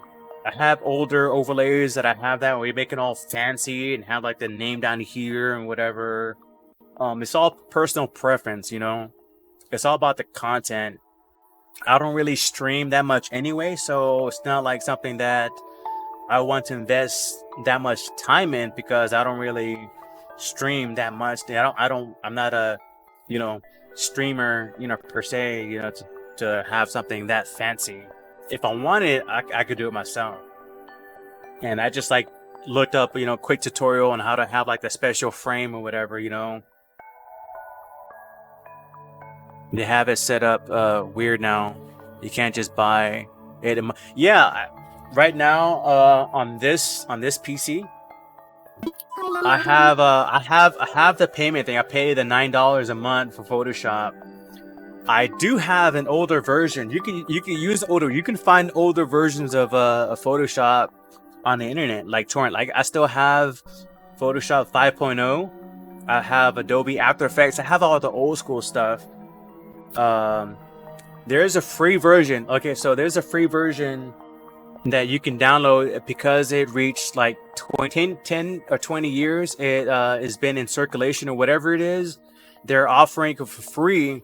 However, when it comes to custom support, they no longer support that version of CS2. It's Photoshop CS2 that you can still find for free. And it doesn't require any monthly payments or anything. You just have to track it down. So track down, they gave this away for free. And I'm pretty sure the website is still active. You just have to track it down. It's archived, right? So Photoshop CS2, you can download for free. They have the code and everything. You enter the code and boom. All the new stuff that the new version of Photoshop is just like paint brushes and easier way to do certain things. But you can do the same thing you can with that older version of Photoshop with the new ones. So it's just more work, I guess. I don't know, but it's free and it's legal, and you don't have to pay that monthly cost. So that's something that you want to look into. You want to avoid, paying that monthly cost. So if you miss a payment, then you can access it and say, hey, you can't. Your account is suspended or whatever because of you didn't pay your bill, you didn't pay your whatever thing. So I have that happen to me when I was in between cards. I had to replace my credit card, and I didn't update the card on the Adobe website thing. So when I was trying to log in to work on a project, I wasn't able to because I missed the that billing cycle or whatever.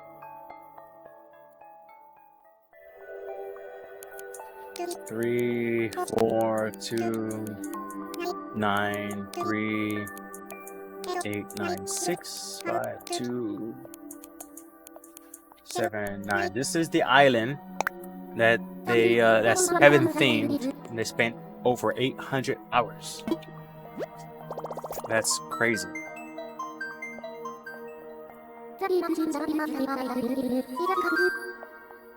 Called Hill? Yeah, sure. A lot of people don't really put the name like of the island. They have the code and whatever. So I was like, yeah, sure. I guess that's what it's called. I mean, that's they advertise the code, so I'm assuming it's them.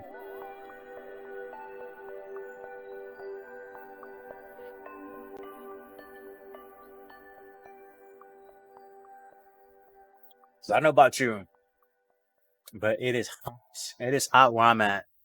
That's why I'm in town. I'm hardly in a tank top unless even when I go to the gym, I don't wear tank tops. I only wear tank tops at home, but it's not that often, So it's pretty hot here where I'm at in Texas.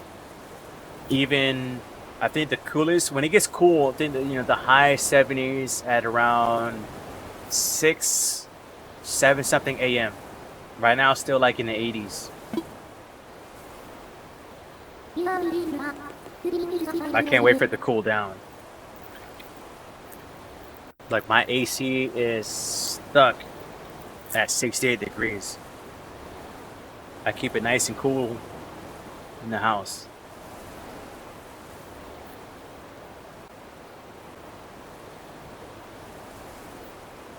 Man, it's nice. I wish we get some more rain here. It rained. It rained the other day here because of the hurricane that came through South Texas.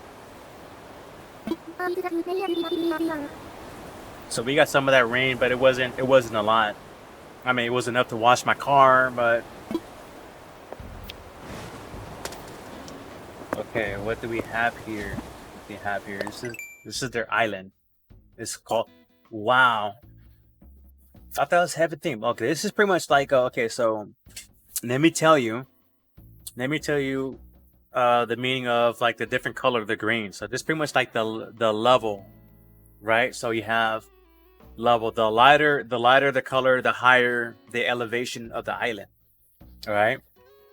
So it's pretty much a flat island, and then when it gets towards the back, you see this is where they have their villagers. This is where they reside. Dom seems to be pretty popular. Dom is my first villager, and he's my favorite. You know, so I'm seeing a lot of people that have Dom. Dom seems to be very popular from my experience. That's pretty cool. So, and this is white theme.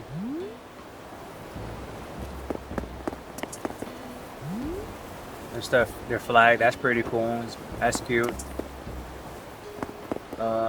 This is from like the wedding theme. Back in June. So back in June they had the Sai. What's his name? Sai and what's her name? It's a blank.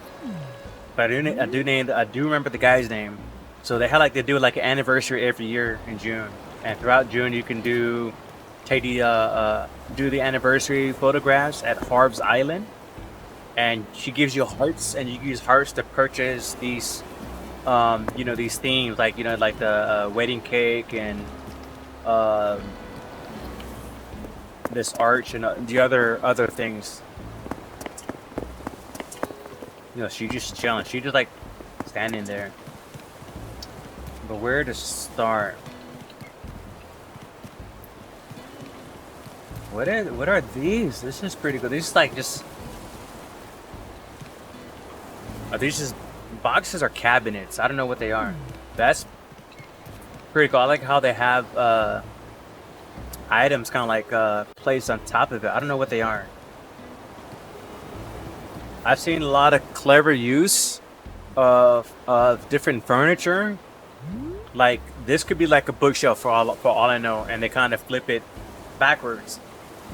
And because of the point of view, you don't see the backside. So this is pretty neat. You have like these pillars, and then these objects like are sitting on top of these pillars. That's pretty dope. And if you were to kind of like place it just right, if you were to kind of push inward these two statues behind this one, it'll look like he has wings. I think that's what they're going for. I mean, that's what I like to think. That they're going for. That look. But maybe I'm wrong. But that's something that I would do visually.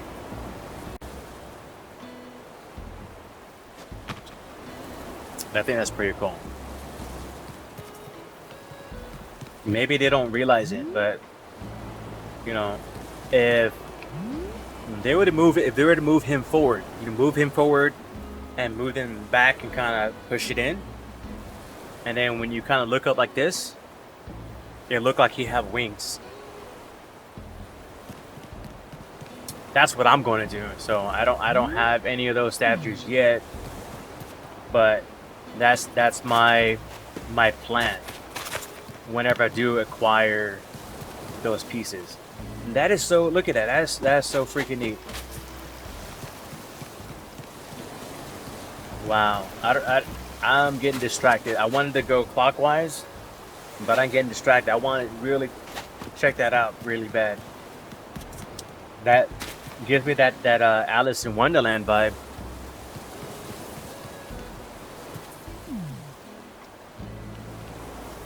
And these are custom floor patterns right here. It's pretty neat. And you got like another statue here. It's pretty dope. pretty dope so far. So it's like the entrance. So if I were to fly in, right? If I were to fly in, that's the first thing that I see. I get greeted with by a golden throne. They probably would sit here waiting for, you know, visitors to come in and they'll greet them and whatnot.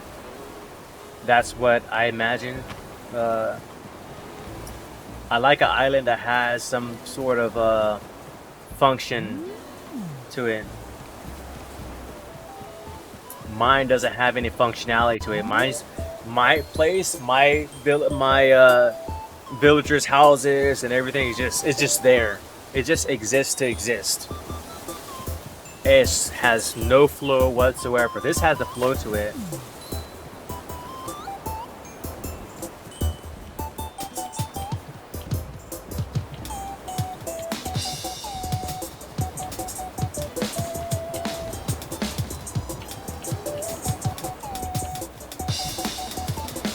That's one thing I think you can actually. I wish you can actually play the drums instead of like the default rhythms that it has. Because I'm a percussionist, you know, I play drums and whatnot.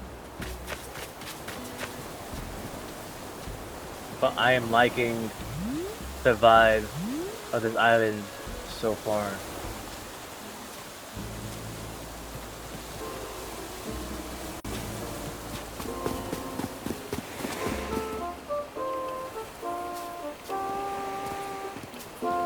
One thing about like visiting people's island without a tour guide is that, you know, some things are kind of like that need some kind of more explanation. You just have to use your imagination and kind of like, okay, well, I guess this is what they're going for, or this is what the theme is. Because sometimes you just don't know. It's like, okay, well, I think that this is supposed to be some kind of studio or some kind of garden or what have you. But like I said, this is a dream state. If I was actually visiting someone's island, you'll have that live, you know, tour guide, and they'll tell you, they'll be able to communicate what is what. Like, oh, this is a pirate theme area. This is this theme area.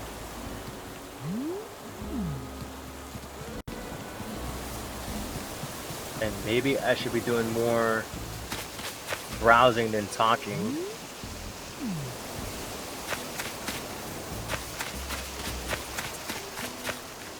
And this is a dream stage, so I could like tramp over their flowers and it's not going to really affect their island in the real world. Oh wow, this is neat. This is the house? Here's the house. Thor's house. You know, I have the same door decor, but in black.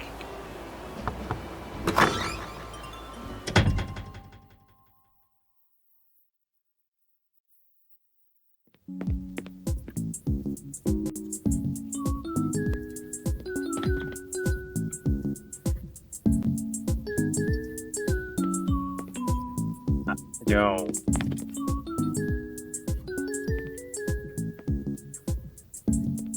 What is the theme to this? Yo, I want this. I don't have this. I don't have this track.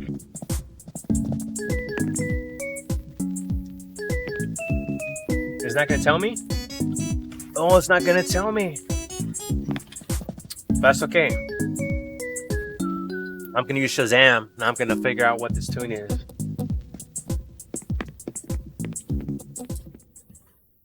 You know, that's a pretty dope beat. So it's the kids' bedroom. Yo, they got a widescreen TV in their room. These kids are spoiled. And they got their own toy boxes.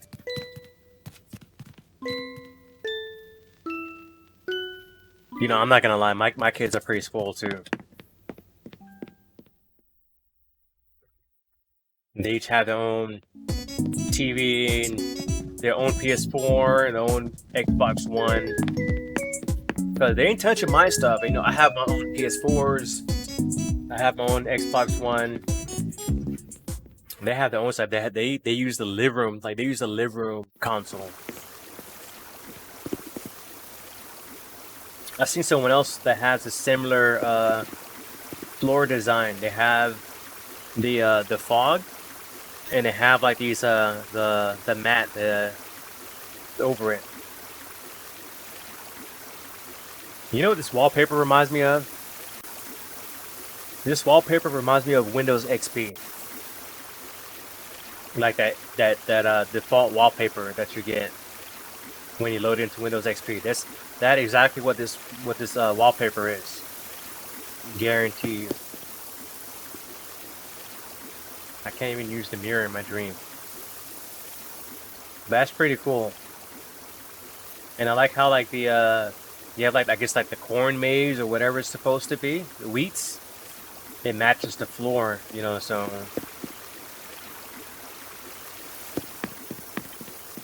that's pretty nice. It's pretty nice. I like it. Yo, I might stick around here for about.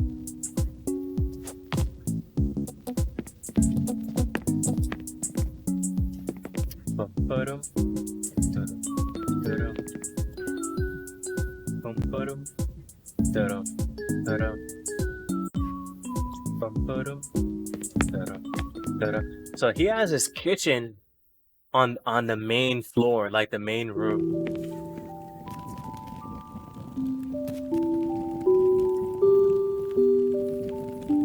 And for some reason, this track reminds me of Minecraft.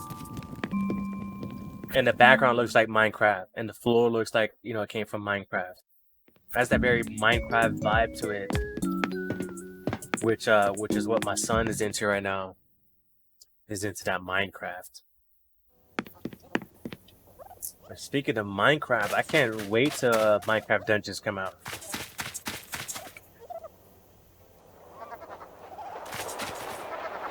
Oh, it's a lot of pink. It's a lot of pink. I wonder if I can go to sleep and wake up. It won't let me. I have to wake up from my original bed, I assume.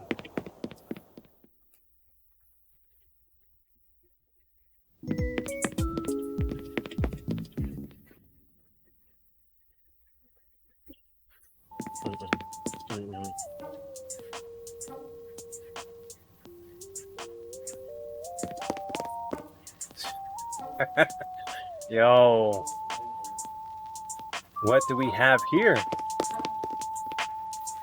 Is this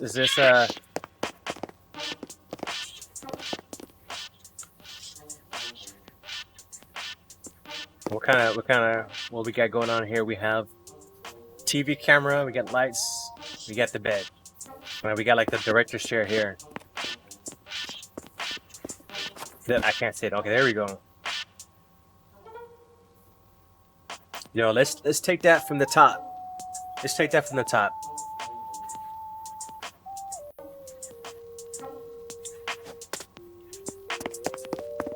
We're making dream state movies here. Going back down. Filming people sleeping for educational purposes. Here, I gotta figure out what that track is. That is, I'm telling you, when I acquire that KK slider track, that is going to be my main thing for when you enter my house. Wow, this is so gosh darn beautiful. And this is so aesthetically pleasing to the eye. I'm really loving the symmetry, you know, like everything, just like the vibe. It just fits. Who lives here? Who lives here? This is... Apollo. So I guess Apollo's a jock type, because he has his punching bag, he has his speed bag, the pull-up bar, the treadmill. You got the old ab ball here, abs ball.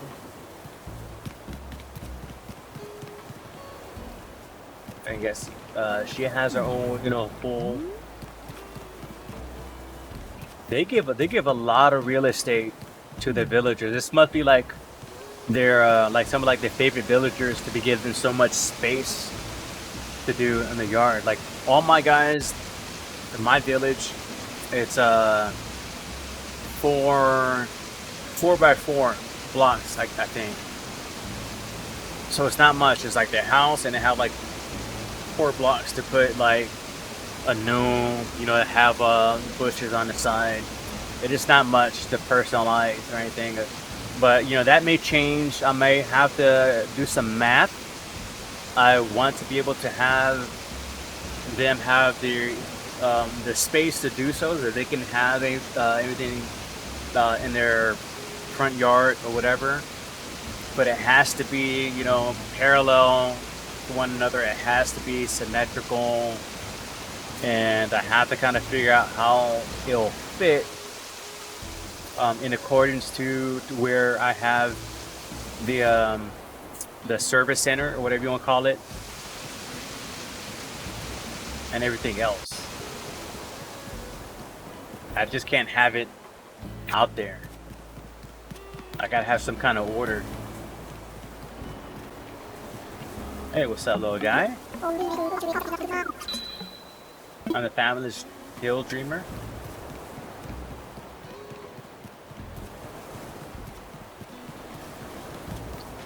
So let me take a look at the map again. Wow, so I like how they have so much space. They have 8, 9, 10, and they have it so symmetrical. And so we'll have to take an example, take a page out of his book, and how they have this laid out. But I want my house in the back. And I want, a lot of real estate. And I would prefer to keep, my residents, my villagers down somewhere else away from where I'm at.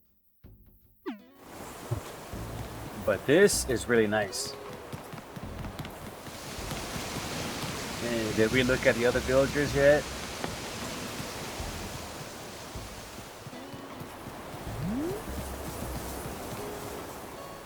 Oh, is it Zucker's place? He has a Zucker?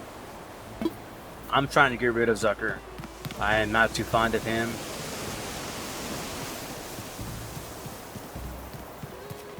I want him gone. If you saw my island earlier, that guy is trapped. I have him trapped in this house until I can get rid of him. Until he wants to leave. Look, I just love the spacing that he's given to each of his villagers. Oh, that's all a nice little outdoor library. But look at it. Look at all that space in here.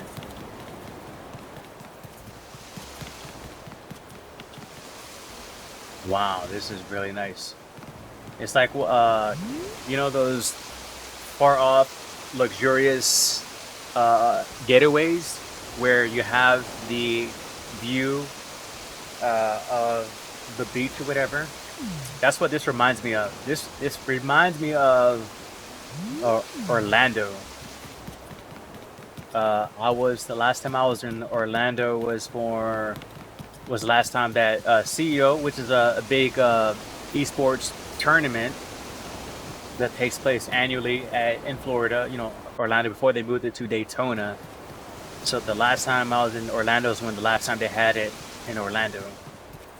And I enjoyed getting up early in the morning before the event started, and I would run. I would work out. You know, I'll hit the gym, and then we go for a friend and I. We all go run along the pier that they have there, the beach there in Orlando. And it's been forever since I've ran along, you know, the ocean beach since the last I've been to San Diego when I was stationed in SoCal when I was in the Marines.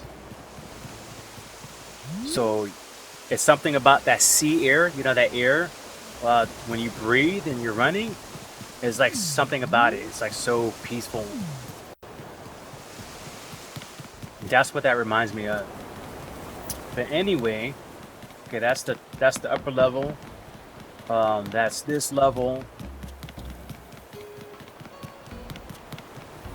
And now we can check out little outdoor library restaurant thing they have here.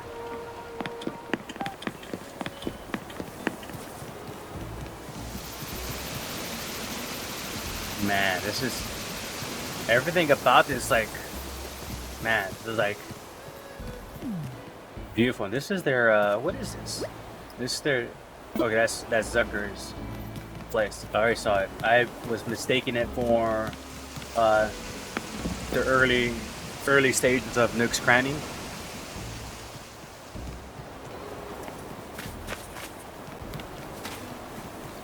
Wow. Wow, look at that. Oh my God. Let me go back here. Let me go back here. No, okay, maybe. Right there. Look at that. Look at that's snapshot worthy. So I'm telling you. That is amazing. You have the two Tower of Pisa, the Tower of Pisa's on the side. Flanking, what is that? What exactly is this furniture? Okay, so it looks like they're panels, and they're custom panels. In front of those panels are what looks like to be some kind of dressers. And then you have a dressing here, and behind those two dressers, you have two organs from the anniversary collection that he customized the white to the white theme. Because you have like the standard pink, you have the chick, which is like what chick is the green, or chick is the white. One of the two. But anyway, he customized it to have like the white organs, flipped it backwards, and then he placed the silo, a white silo, in the background. And you get this, wow, you got that little engagement ring here too.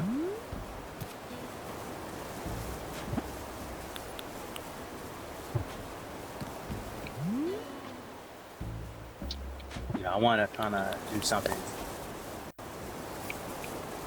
So with this turned off, you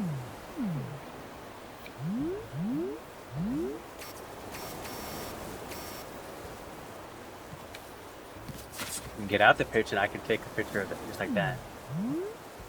I'm gonna come back into frame. Okay. See if I can do this. Turn that off.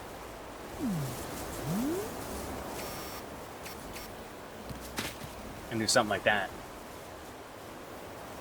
Man, look at that. Look at, and that looks like a church. You right there at this angle. You know, that looks like a church. That looks like the little steeple. You got your steeple. You have, I guess you can say like the Tower of Pisa, the Lean Tower of Pisa's. Could be like the bell towers, or you know, the bell towers that's flanked on the side. Man, that is very clever. That is very clever. You know, that's picture worthy.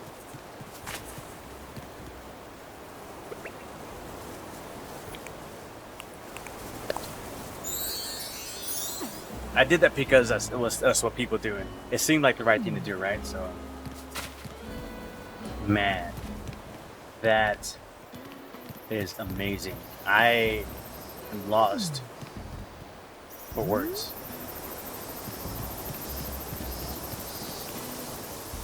I can hear the cicadas. So now we're approaching the oh, we got like the golden thrones.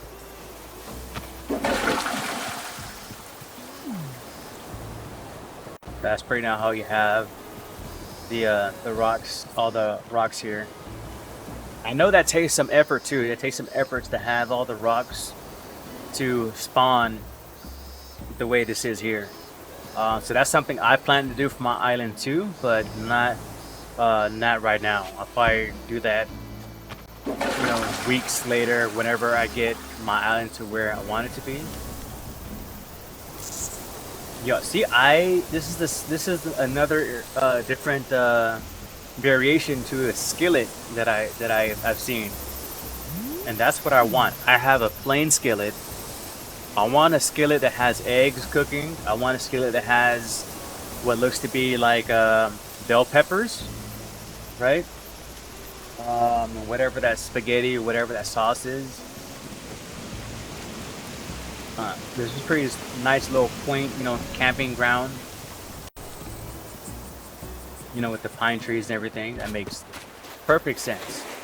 Makes perfect sense. And I guess it was like, you know, this makes sense here, having all the sea-themed things by the shore. Now this just makes sense.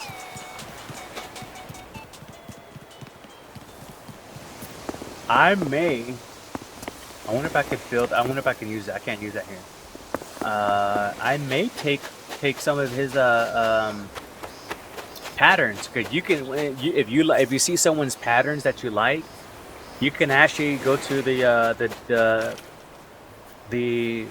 kiosk, and you can download the pattern and use it on your island. And I am digging this cards theme here. Look at this. You can make a maze like this.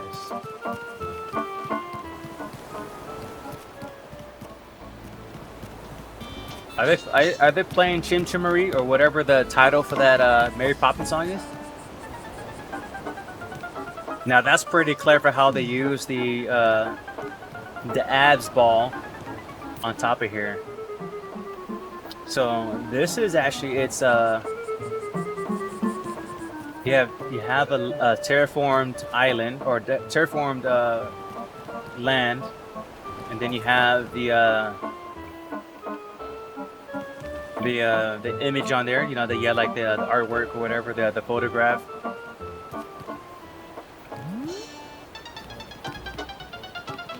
I wish you could ride the rides, but you can't.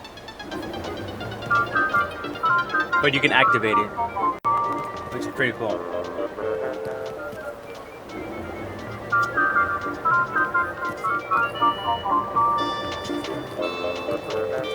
I want to turn them all on. I want to put quarters in every single one of them.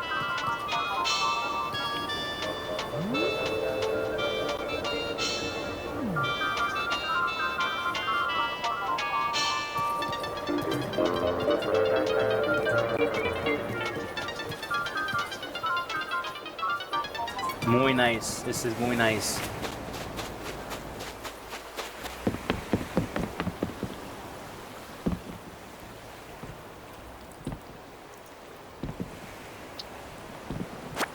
You can't take this with you. I'm gonna pick it up anyway. What I'm hoping to find in one of these dream visits is someone that has dropped furniture, so I can catalog. I want to see if I can catalog items in the dream state.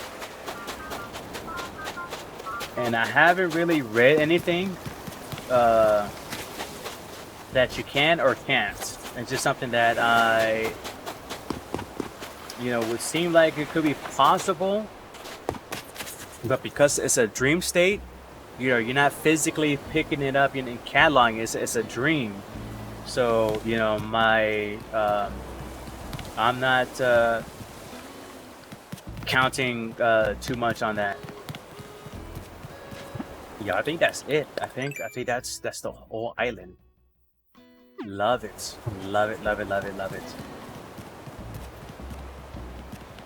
Man, this is just. I need to find out what these are. What kind of pillars he's using here, or what furniture these are for pillars.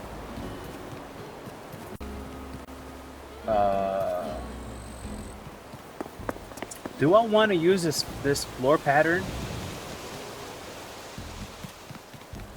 I don't know if I want to have a white floors.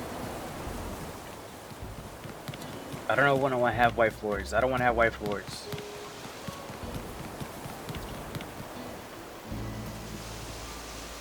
And to me, these rock floor patterns, they look a bit too, you know, 8-bit, 16-bit-ish, clay-like, and it kind of sticks out too bad. It doesn't kind of blend well with the ground.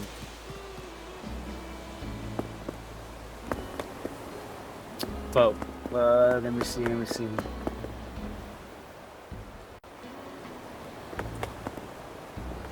see what they have. There's a lot of great stuff here.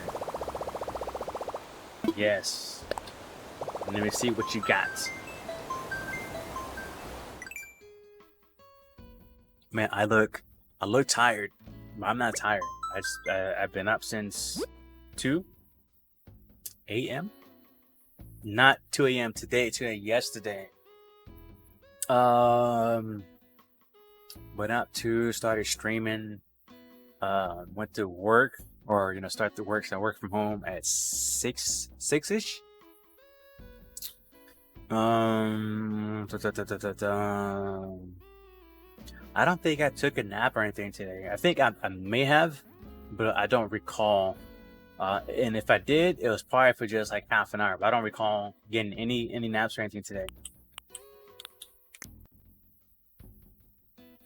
Okay, so he has pro designs, but not custom designs as far as like the floor patterns or whatnot. So I can get the clothing thing, but I can't get the freaking what he used for the floor. Whatever. Lurk.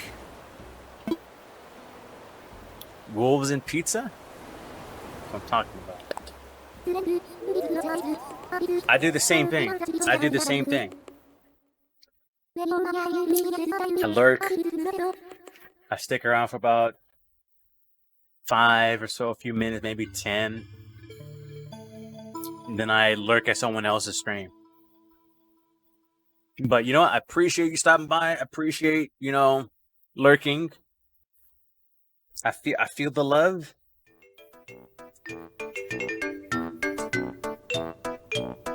And why am I waking up? Why am I always waking up like all worn out? Look at me. Like my guy's washed.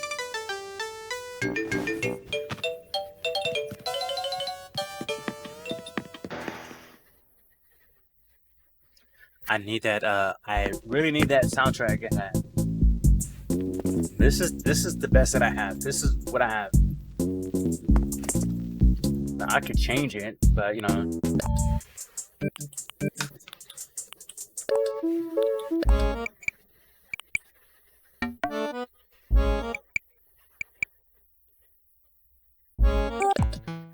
I mean, is that always the same? Yeah, it's always the same.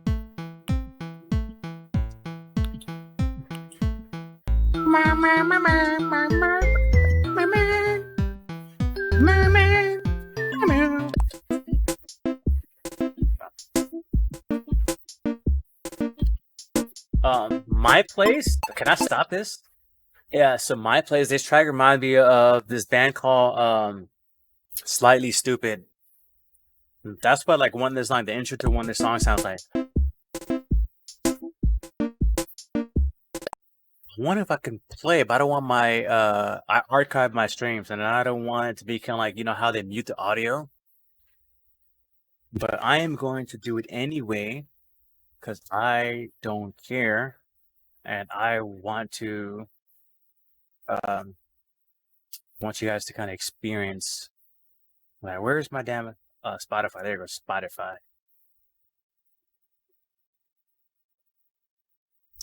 Let me fire Spotify. Slightly stupid. STOOPID. What's it called?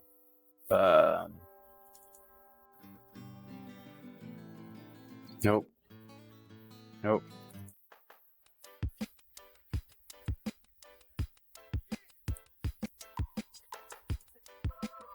No, I don't think that's it. I don't think that's it.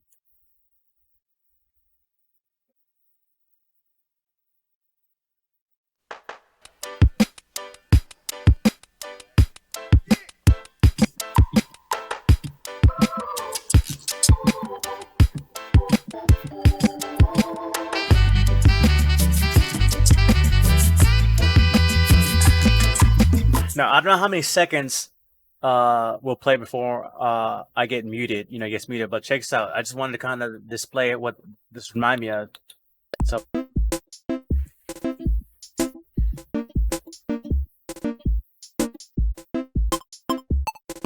the intro sounds the same. I don't know if like the audio engineer or the audio team are fans of Slightly Stupid, but I'm digging it. I'm digging it. I just kind of like noticed something that I noticed.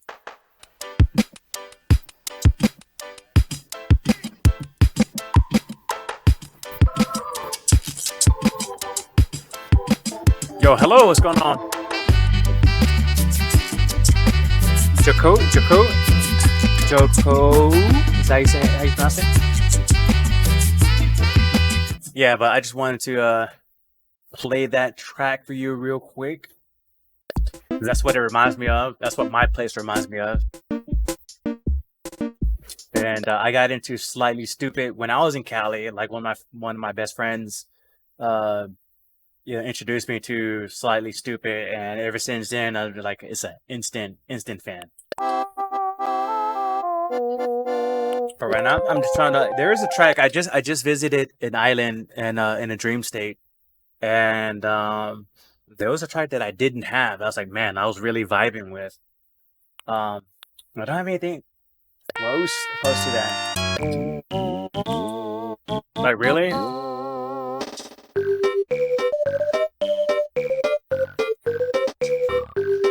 It feels like one of those, like, you know, carnival. But no, I don't want the.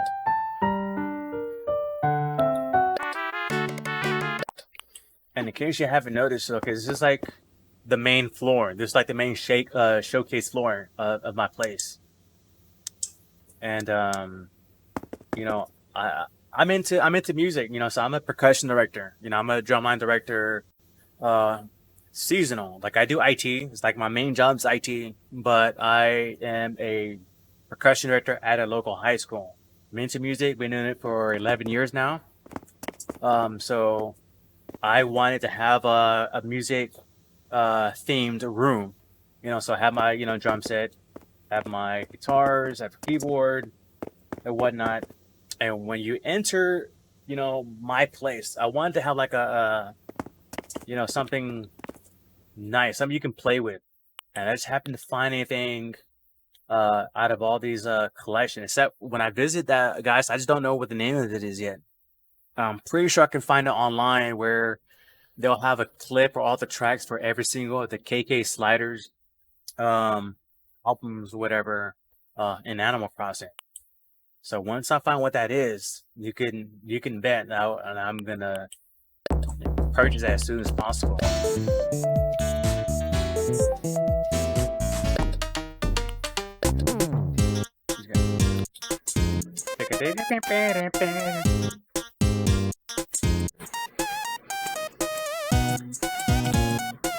And I can play to that like on an instrument to a certain extent.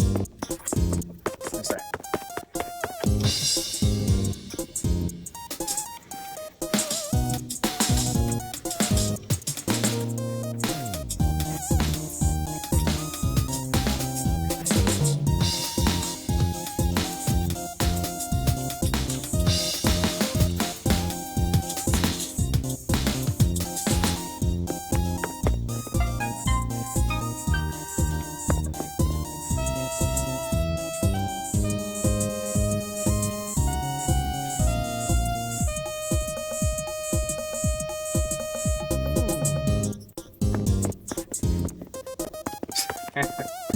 Anyway, I didn't meant to do that. I meant to turn the lights off.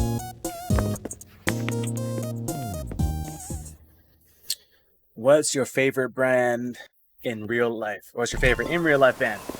I love music. I got hooked onto, um, alternative, heavy metal, um, when I was in high school. So I was exposed to a lot of band when I got into like marching band and stuff. I think one of the first Mortal Kombat movies what introduced me to like like the electronic slash rock, whatever. 311 Foo Fighters. 311 Foo Fighters are my two favorite bands of all time because they introduced me. Thanks for the follow. Thanks for the follow. It was Foo Fighters. That was kind of like the gateway. My dad came home with a cassette. The radio station had these samples, and at the time I was like, what the hell is this? This isn't hip hop. This isn't whatever. Because this is you listen to what's around you. You're a product of your environment, right? So. I gave it a listen. I kind of threw it in the player, and a lot of stuff that like the more I heard it, the more I listened to it, the more it grew on me. So Foo Fighters, it was Foo Fighters, and then 311, and then 311 kind of exposed me to the ska, reggae, type of music, and just went from there. And of course Metallica. I love Metallica. Despite what a lot of people say, like they have their differences because of what they done with the whole Napster thing, and they're not really metal anymore. But it's like new Metallica or Metallica, whatever. I loved '80s Metallica, like the earlier albums. I think Ride the Lightning and Master Puppets are like my two favorite albums from Metallica.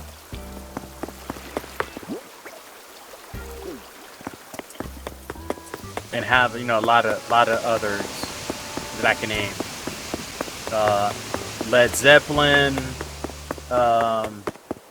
I like listening to a lot of Pink Floyd. A lot of the old school stuff I'm into.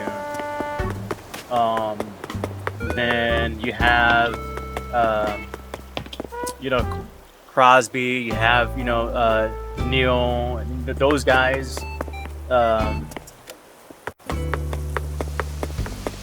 There's a lot. There's a lot. There's a lot of the new stuff that I'm not familiar with because I don't really listen to a lot of radio these days. If I'm commuting to work, I would listen to my XM radio, but I would listen to like the comedy channel because I commute, so I want to be kind of like active or whatever. Sometimes I listen to the classic vinyl station. So I don't really get to listen to a lot of the new stuff, like the new wave or whatever. But I do enjoy all types of music, and that includes country. You'll have people that say, "Oh, I listen to everything except country," But I do listen to country. I do live in Texas, so you got to listen to some country, at least like the basic, the basic George Strait, Garth Brooks, Reba, Dolly Parton, and a couple others. And you have the Tejano music, you got to have Gotta listen to Tejano music. I'm Panamanian, so I have like, you know, Hispanic background. So I listen, you know, love listen to salsa, merengue, reggaeton, all that stuff. Hip hop, you know, love my hip hop. I am a fan of the older stuff rather than the new stuff. I don't like the mumble rap. Mexican? Oh, that's what's up, dude. That's what's up. My girlfriend's Mexican, and I'm Panamanian, you know, so her family is down by the valleys, you know, so she's been trying to get me to go with her to the valley a lot of times, you know, so there's a lot of things I didn't know that's down there. It's like a party central, you know, they have like everything down there. I've been there a couple times, but you know, not a lot.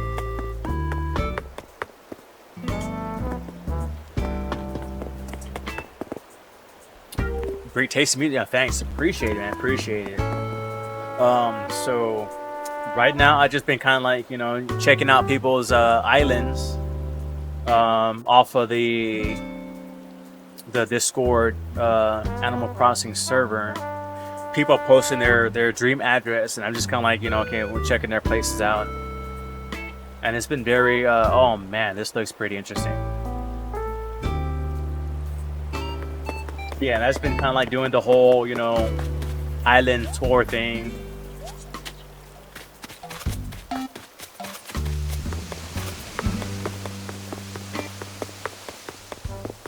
And I haven't put a lot of hours into the game, as you can tell. You know, if I got the game day one, but I didn't put a lot of hours into it. I didn't really start playing until like a month or two after quarantine hit. And then I seen all my friends play, and they have all these items, they have all these things. And it's like, man, they put in some serious hours acquiring all these DIY recipes and whatnot.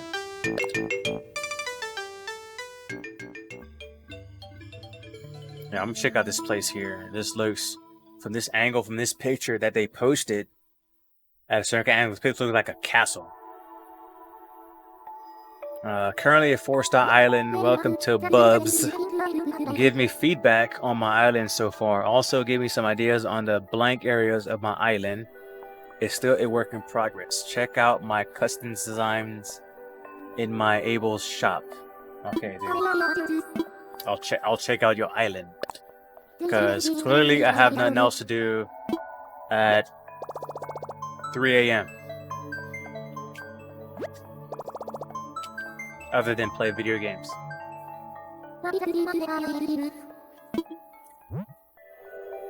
Okay, the code is 8694. Is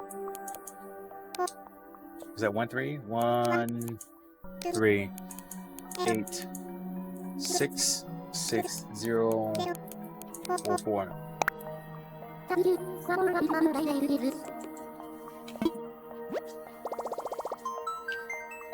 You know what's funny? Yesterday I woke up at 2 a.m. Like the heat, you know, the heat is like just like really, you know, drained. It can be so draining, right? So after I got done with work and everything, I was like, I just went to sleep. It was around 6 or 7 something. I just like crashed. Woke up at 2, got onto my computer, my setup, whatever.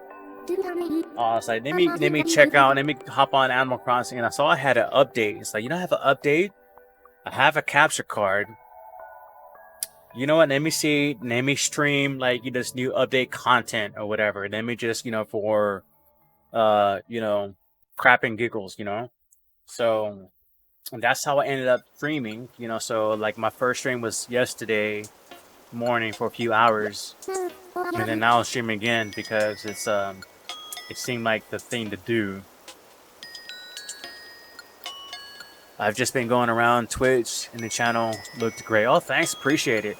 The overlay, this overlay that I use is mainly for I play a lot of fighters, you know, fighting games, you know. So stream Killer Instinct, you know, Street Fighter, you know, games like that. So I just use the same overlay for Animal Crossing.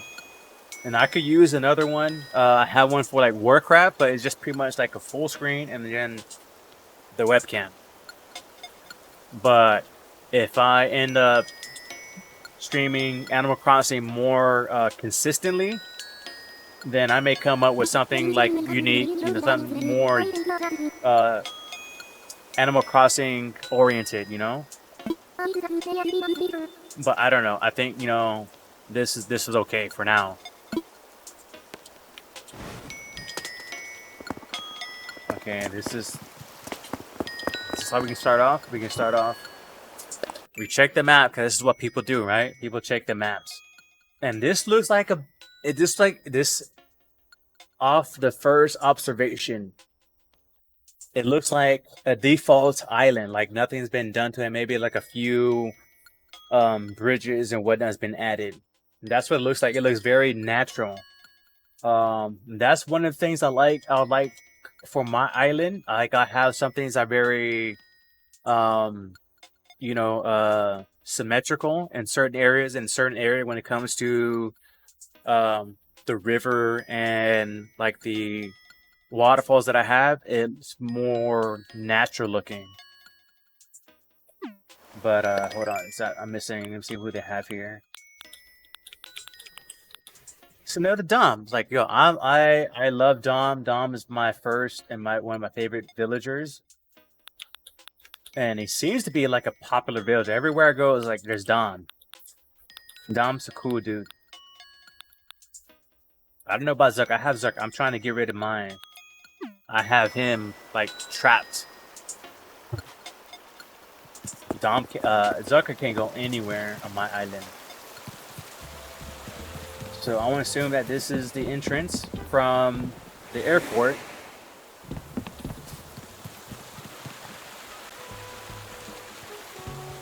And wow. Are these custom? Are these a custom theme? Wow, that looks awesome. Look at that. It looks like a apartments like in Italy. Have you ever been to Italy? I've been to Italy when I was doing deployments when I was in the Marines. Before the whole like Middle East thing, you know, we took other like deployments to the Mediterranean area, different countries out there, Italy, Greece, Malta, Spain. Those places, they're beautiful, and this is what that reminds me of. Just seeing that alone reminds me of how a lot of the apartments and the buildings in Italy is. Yeah, just like in the movies. Okay, so this is entrance to their house. They had mail. They need to check their mail. Where's the? I saw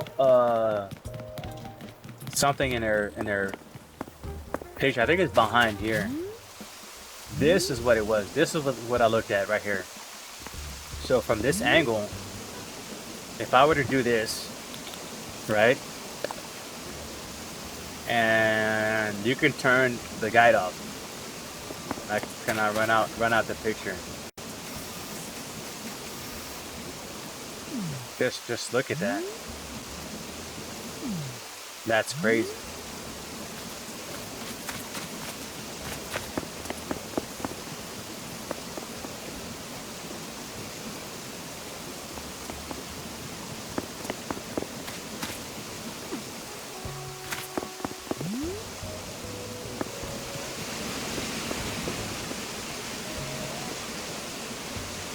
See, one of the things that I personally, you know, it's like a personal thing, is that I like waterfalls, but I don't like having the waterfalls where you do something like this and it just doesn't go anywhere. It just like goes straight into the ground. I think I don't have any statues. All the statues I have were donated to the museums. And so I'm currently like looking in the Discord for trading for statues and whatnot. You know, people want like Nook Mile tickets and stuff like that. But this is pretty great, man. That looks amazing. I like how they use the what's it called, the tower, the light, the man. It's on the tip of my tongue. Not spotlight. Crap. What you're talking about? They have the organs. They have the organs spaced in. They have the silo in the background, and everything put together makes it, you know, gives us like this castle or like this church vibe.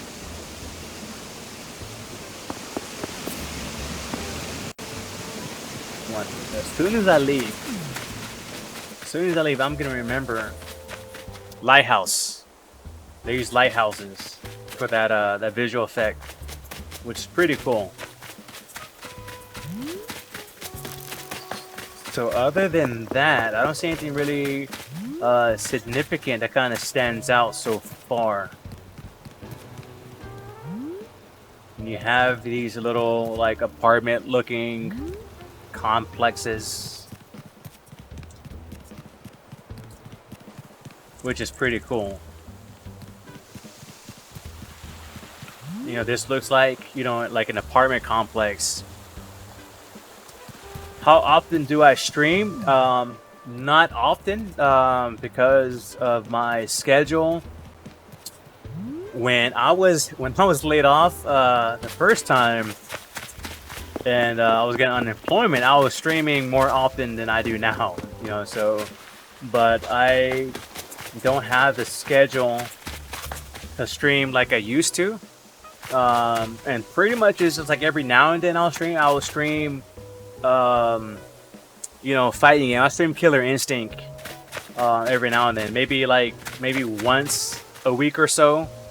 It really depends.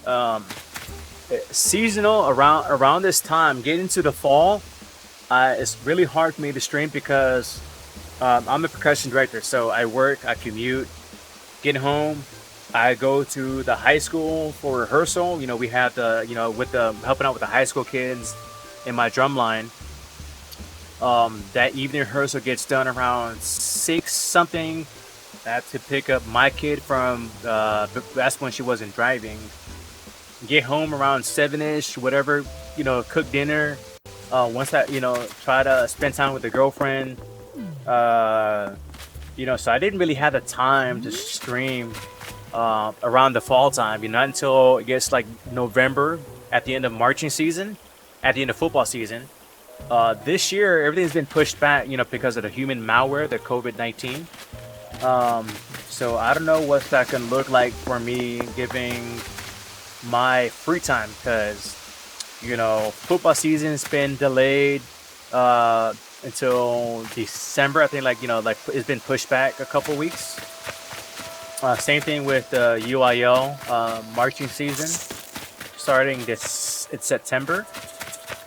So now, like, if we go to final contest, everything kind of continues the way it is, then we will be in marching season up until December, which is nuts. And that's with our football team not making playoffs, because our football team hasn't been that great within the last, you know, couple of years. So far, it's been, other than that cathedral type of visual that he had, it's been pretty plain game. Pretty plain, like nothing really exciting here. And they're right. They said it's pretty plain. They're working on their island.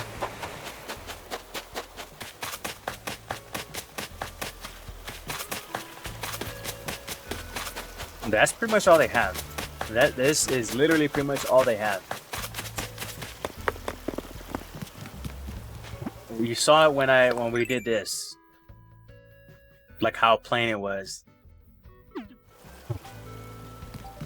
So they have street lamps, they have the custom floor patterns. This is their house. I don't know what they have done to it. But yeah, I hope that answers your question. It's pretty situational depending on the season, the year. I think I stream more towards like the spring and summer time. Because I'm involved a lot more esports, a lot of tournaments, so a lot of online tournaments. I tend to be online more and stream more because it comes with the nature of the I don't want to say business, but I don't want to say lifestyle. Oh, this is pretty nice. You got like the little mountain spring wallpaper.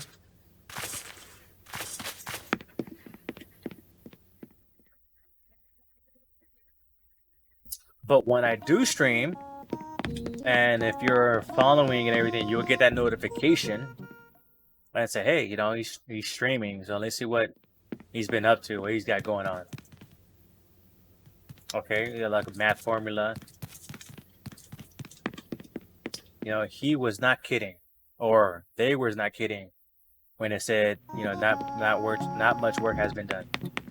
They don't even have it downstairs. So they have an upstairs, don't have it downstairs yet. Yeah, I'm still up. I saw you stream. I was gonna jump in, but I wasn't too sure. Like, if you're like on the end of your stream where you're playing, I think you were playing someone. And I was like, I was gonna hop on Animal Crossing anyway. Cause I don't know if you was like if you were turned or anything, as you put it, turned.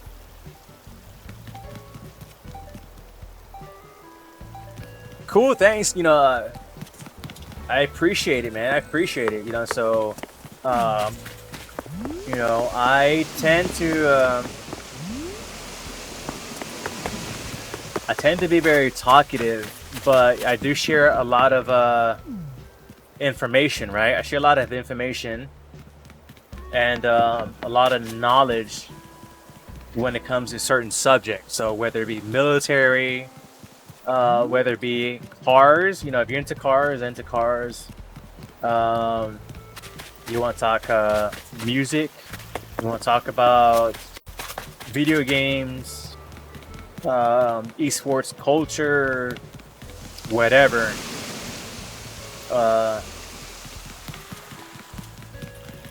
I'm open to many discussions if it's something that I have vast knowledge of. Yeah, that's pretty much his whole island.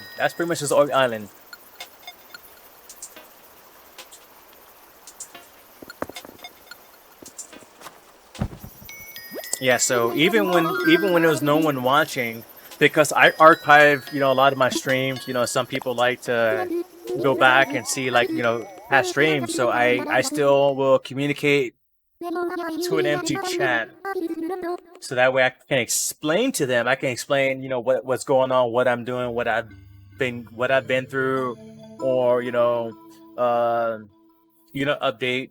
For those that's been following, I get like an update on personal life. So yeah, it's like, well, I didn't get that job at Blizzard, that I applied for, which by the way, I am a former developer.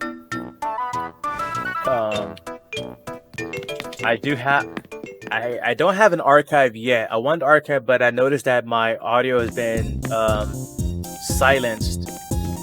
It's been muted because of copyright. So the game is Star Wars: The Old Republic. That was one of the it's not the first game, but one of the big first games that I've ever worked on. And that was in 2011. So I worked on Star Wars: The Old Republic for PC. But I haven't played it in like years. So just the other day,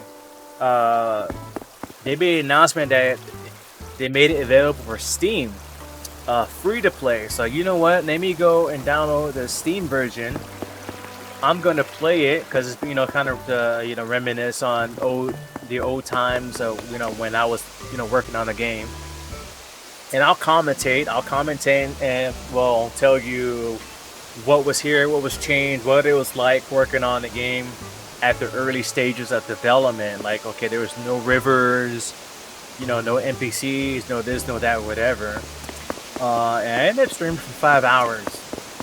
And I played the whole starting entry for the Sith Inquisitor. So yeah, I mean, so I'm huge into Star Wars. All that nerd stuff.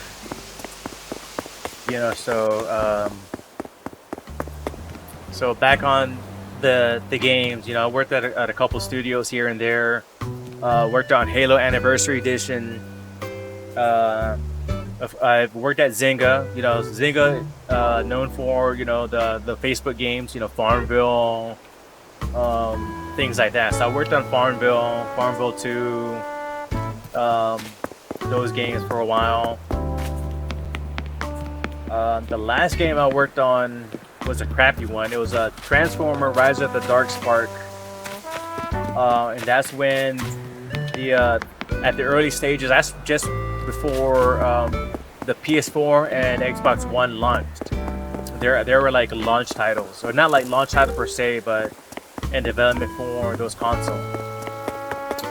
And it was a headache. You'll have games that you love to work on, that you enjoyed working on, and then you have games that you just wish that you never even came to work on. Just one of those things that you have to suffer in the game industry. Star Wars The Old Republic was awesome. Long game, but you develop your powers based on being good or evil, even change your appearance. Yes. And if you're into like the Mass Effect, if you love Mass Effect, you'll love Star Wars The Old Republic. It has that same storyline progression based on your decision making. You have you'll either accrue light points, or you'll accrue dark side points.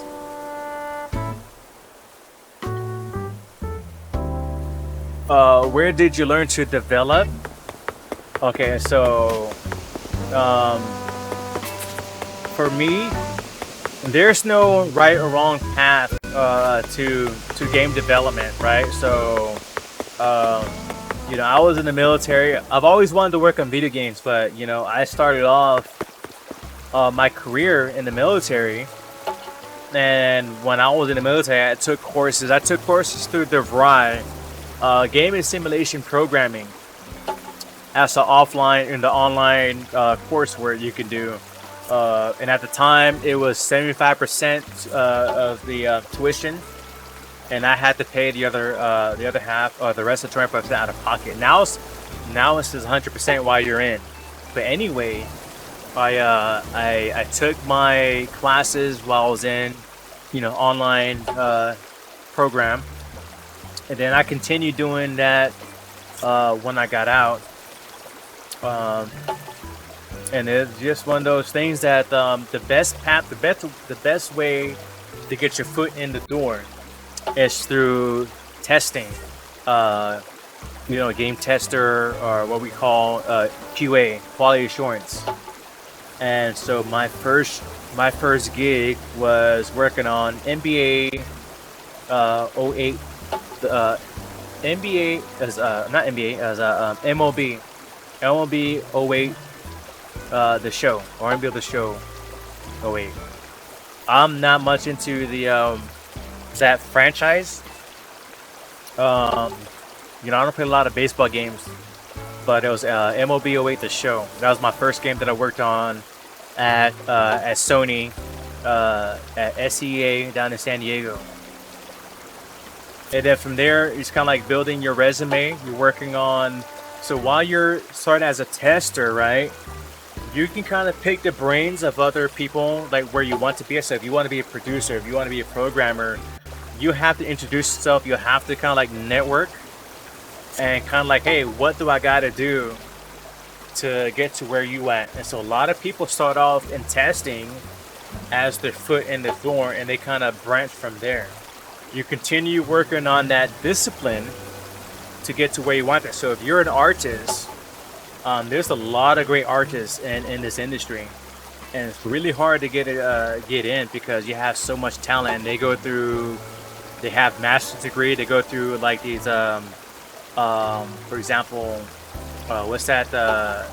Master degree in gaming up in Plano, Texas. I can't remember the name, but you have a lot of these developers, a lot of these studios that they pick the talent from these school.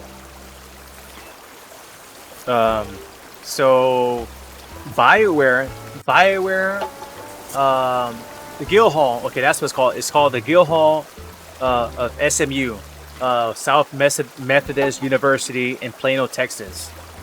That's one of the top schools for game design, but it's only master's degree program. So you already have to have a bachelor's degree in game design to get in at SMU. And a lot of the SMU graduates are already have their guaranteed jobs in the industry, and a lot of them end up at BioWare. So when I was working at BioWare, working on Star Wars, a lot of the artists and animators were SMU graduates. A lot of you have some from Full Sail, which is in Florida, and everyone else were from, like, they had a different discipline, or they had a prior experience working at a different studio. So, and that's over, you build experience over time.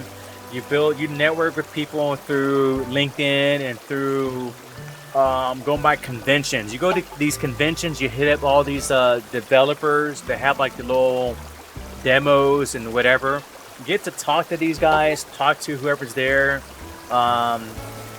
Everyone is so friendly and they're so welcoming, because we know how hard it is to get in the industry. A lot of our what we love to do is we like to help you get in the industry. So we tell you what you got to do. We make a lot of suggestions and recommendations based on your background and based on what you want to do.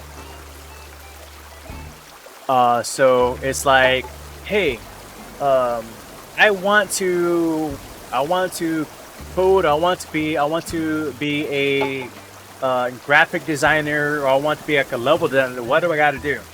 Okay, this is what you got to do. And no matter who you talk to, they can tell you what you want. They're gonna give you the answers. They want to help you get in. They'll even add you as a friend, to like in social media. They'll follow you.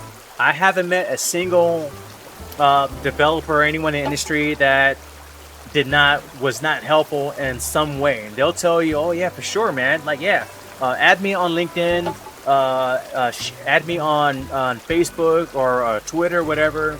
I've never had anyone that told me no. And then so you develop this network, right? You keep in touch with these guys every now and then. Okay, you don't bug them every day, but every now and then you'll keep up with them.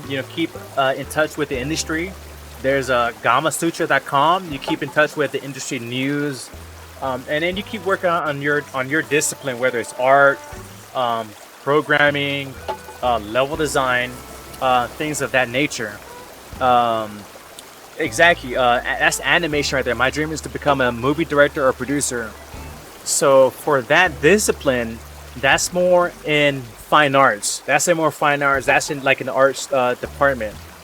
Full Sail is a great university. It's a great school for music, for movie, game production, whatever. And there are others too. There's a lot of others that are not as like popular, but they're out there and cheaper.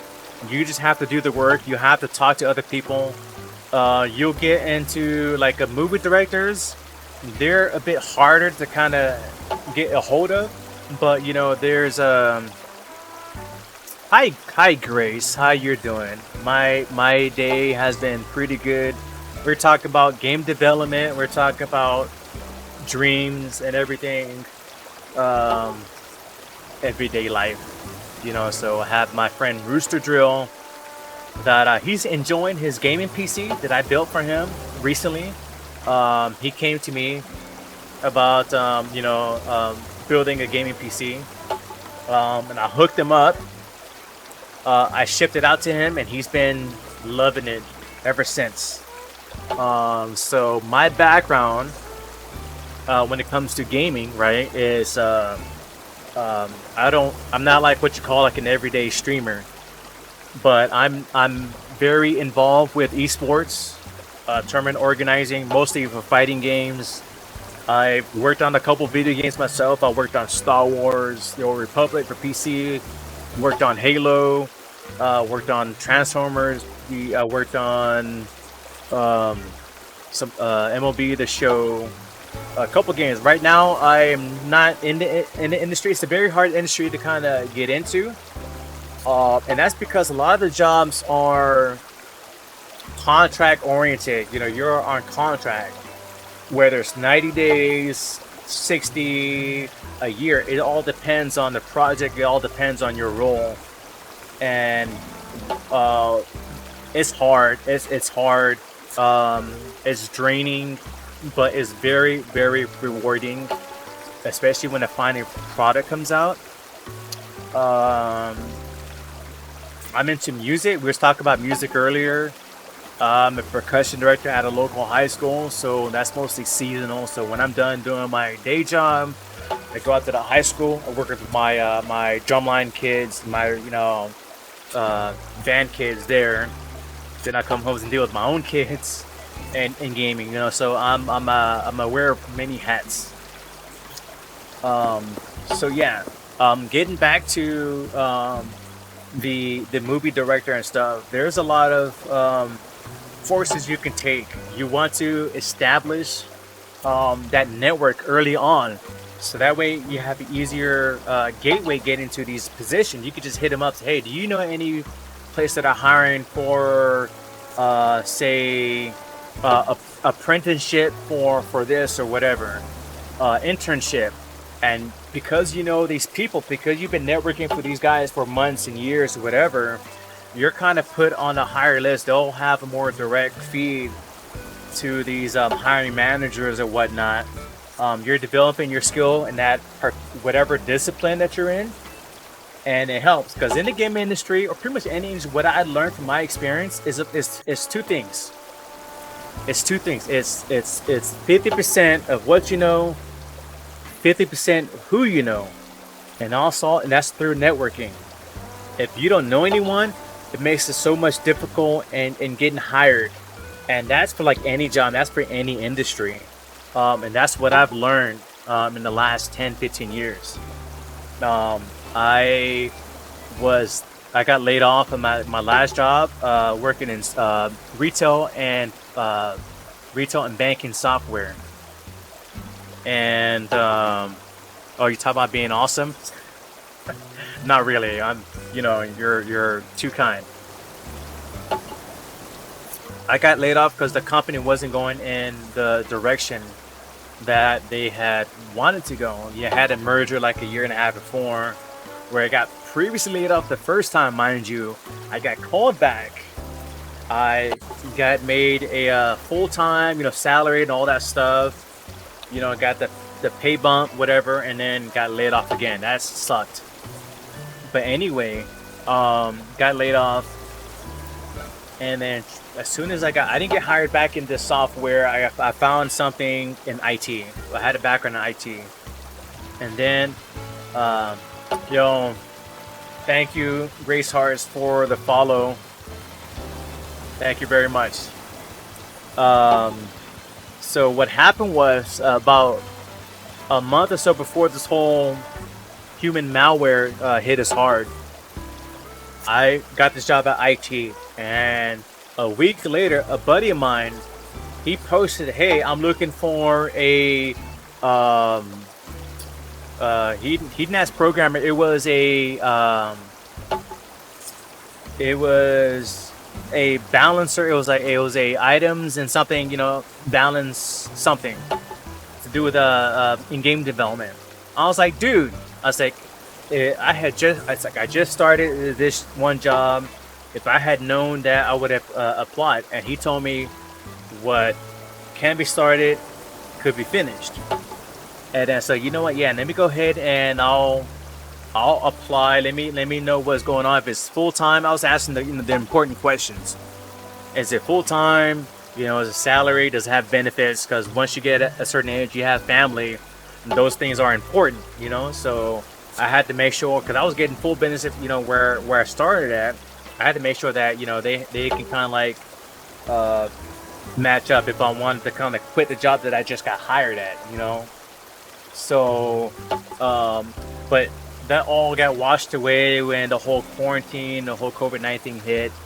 That got put in the back burner, and so here I am, still lucky enough and blessed to be employed with a full-time job, to work from home, to take care of what I have to, and most importantly, good bill of health, right?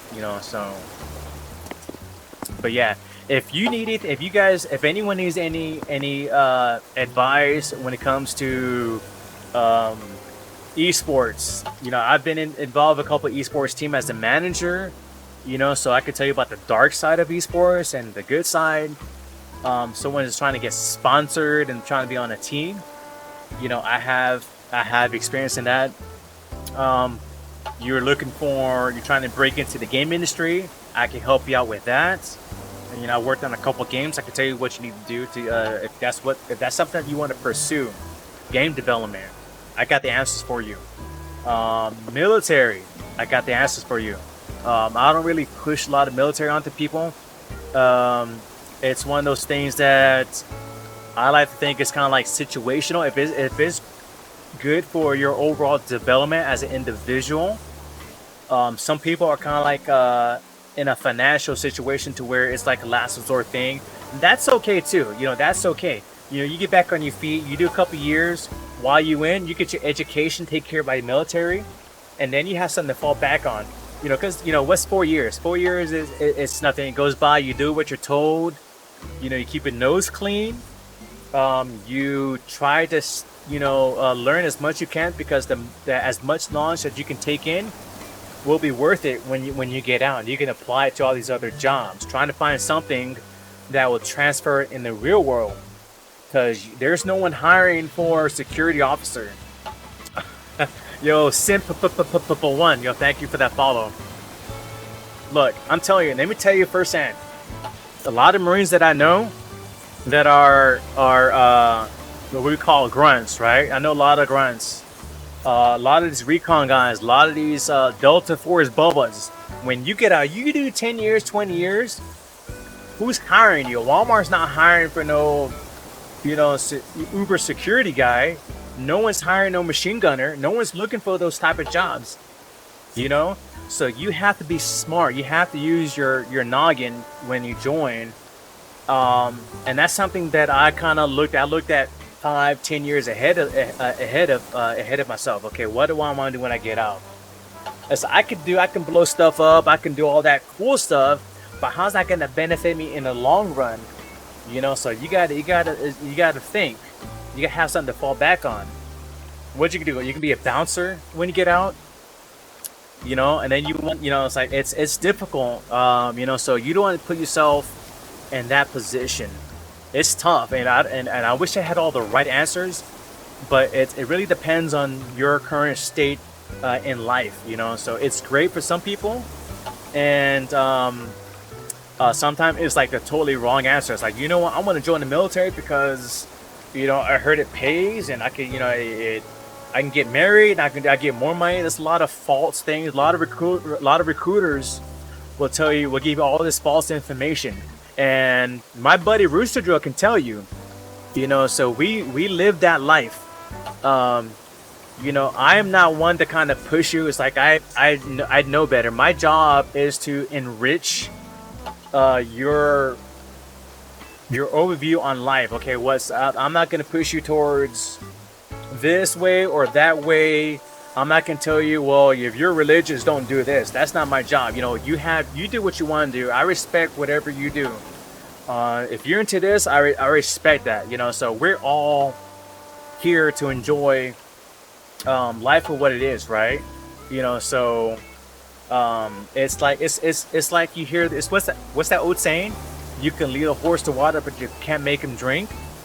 You know, so I'll give you the advice. I'll tell you what I've seen that works for most people, and you just go from there. But some of these recruiters are trying to get bodies and whatever. So some of the stuff are what they say is it's true, and some of it's kind of like it's exaggerated, you know. But you got to look at what you want to do overall. What's gonna make you happy? You don't want to be these people that are working a 9-to-5 job. You hate life. You hate your job. You know, if you love your job, you're not really working. You know, so yeah. So I mean, if working, I love when I don't care. I still commute to work. You know, yeah, exactly. So it's like this. You know, my commute to work is about an hour. It depends on where the studio is at. I didn't care about the commute because I was working on awesome. I was working on video games. I got to work on a new Xbox One.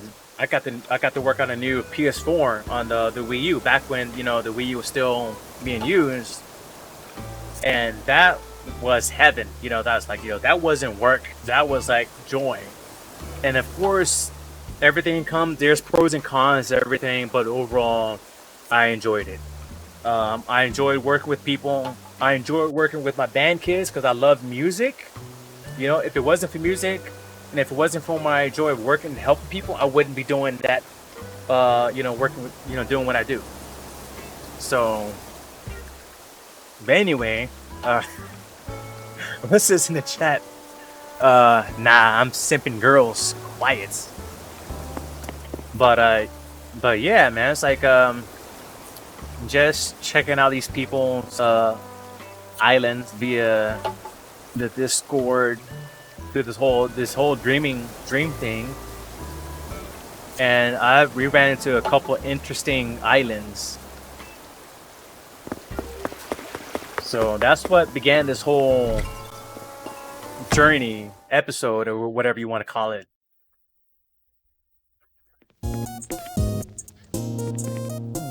Yeah, so this is I'm gonna get that track. The last vids had this awesome track that they used, and I don't have it yet, but I will acquire it. So I'm gonna get some sleep now, so I can enter this dream state. Check out this next village. But yeah, so it's been a fun ride. Who's into Queen? Any Queen fans?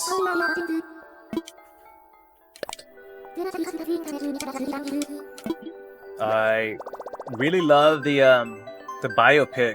I enjoyed the movie. The movie was great. Very, very touching. I heard that they're planned to make like a 2-part where they emphasize more on that was part of like the band, and one like on his like his back life with drugs or whatever it is. But overall, I enjoyed it. What's this code here? Okay, so let me enter this code here. 9er74 9er2652 1756.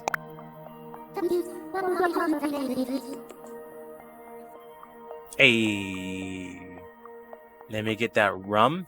Oh, that number. But yeah.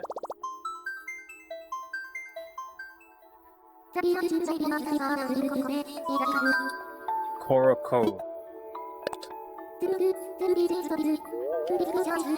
I haven't seen the what's it called? Rocket Man? That's another one that I want to watch. I want to watch Rocket Man. I gotta get that in 4K. I get like most movies now. I don't play on my Xbox One. I mostly play on my PC, and I use my Xbox One as a 4K player. So when I watch 4K movie, that's when my Xbox One is fired up. And like these pictures are like gorgeous in 4K.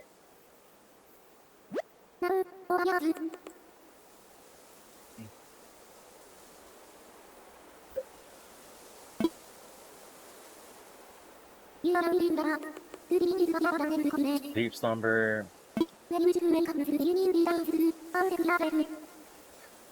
So have you guys been playing Animal Crossing? Have you been playing the new update much?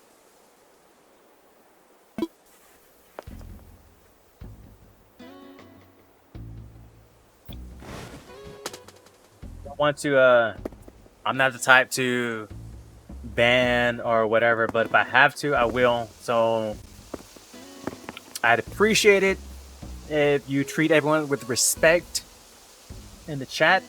And if you can do that, awesome. And if you can't meet, you know, like that basic request, then, you know, I'll have to do what I don't want to do. You know, you'll tie my hands. I don't want to do that, but it's supposed to be like a welcoming environment for everyone to kind of chill, relax, and talk about whatever, and watch me play Animal Crossing or whatever it is I'm doing here, which is I'm visiting this island here, so you can just chill. Thank you very much. So I hate to lose someone, you know, that's enjoying the time it because you know, this you know, everyone's cool, we can all cool, we can move forward, have a good old time. It's video games, you know. It's almost 4 here, you know. This is what a lot of people use to escape. You know, there's a lot of stuff going on in this world, and you know, the last thing we need is, you know, something negative, you know. So like I play this because it's relaxing, you know, like I water my flowers, whatever. It's it allows me to kind of relax and to, you know, relieve stress. I get to use my creative juices or whatever, you know, my freedom to kind of like make things and play stuff here or whatever, you know. And this is what I like about visiting. I can see like how creative a lot of these players are. I've never thought to use like certain objects, certain furniture in a way to make it appear as like, for say, as a like cathedral. I saw one that they use like all these different silos and lighthouses and whatever, and when you put it all together and if you get a certain angle, it's like this glorious looking cathedral, this church, or this castle or whatever. There's a lot of clever and creative individuals that are playing this game.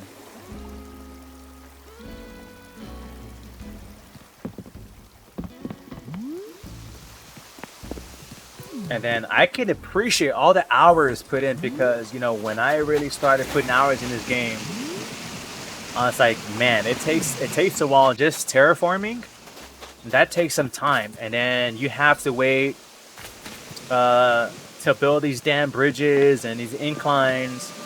I don't have that kind of time, you know. So I tell Tom, I said, look, man, I want this incline here. And then I tell the little the gyro robots or whatever, I throw them the bells, like this is how much bells it is. I save, I go into settings, and I forward it to the next day, and it's done. I don't got time to wait 24 hours or whatever. I'm too busy for all that. You know, so I don't I just can't see myself doing that, you know. So there's some people that they play like naturally, but that's just too much time. I've seen a lot of people like how do I get all these statues and all these paintings and acquire all these things? That would take a life. That would take months and years, or about a year's worth of game time. I don't have time for that. You know, if I got money, I'm gonna throw you the bell. If I can throw you the Nook Mile tickets, we're gonna trade up, and it's gonna be in my possession. we call it a day. This is a very foresty kind of feel to it. It's like I'm in a forest. So you got like these mushroom. Are these lamps? I don't know if these are lamps. I think these are lamps, like mushroom lamps.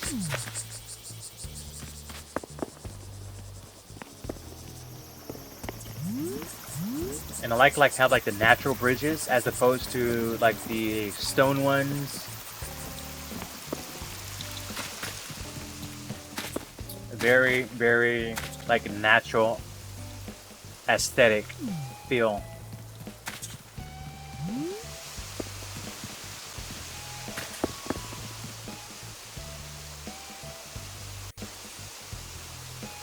This island is very detailed. Yeah, man. Like you can tell like all the what's called, these are like custom design.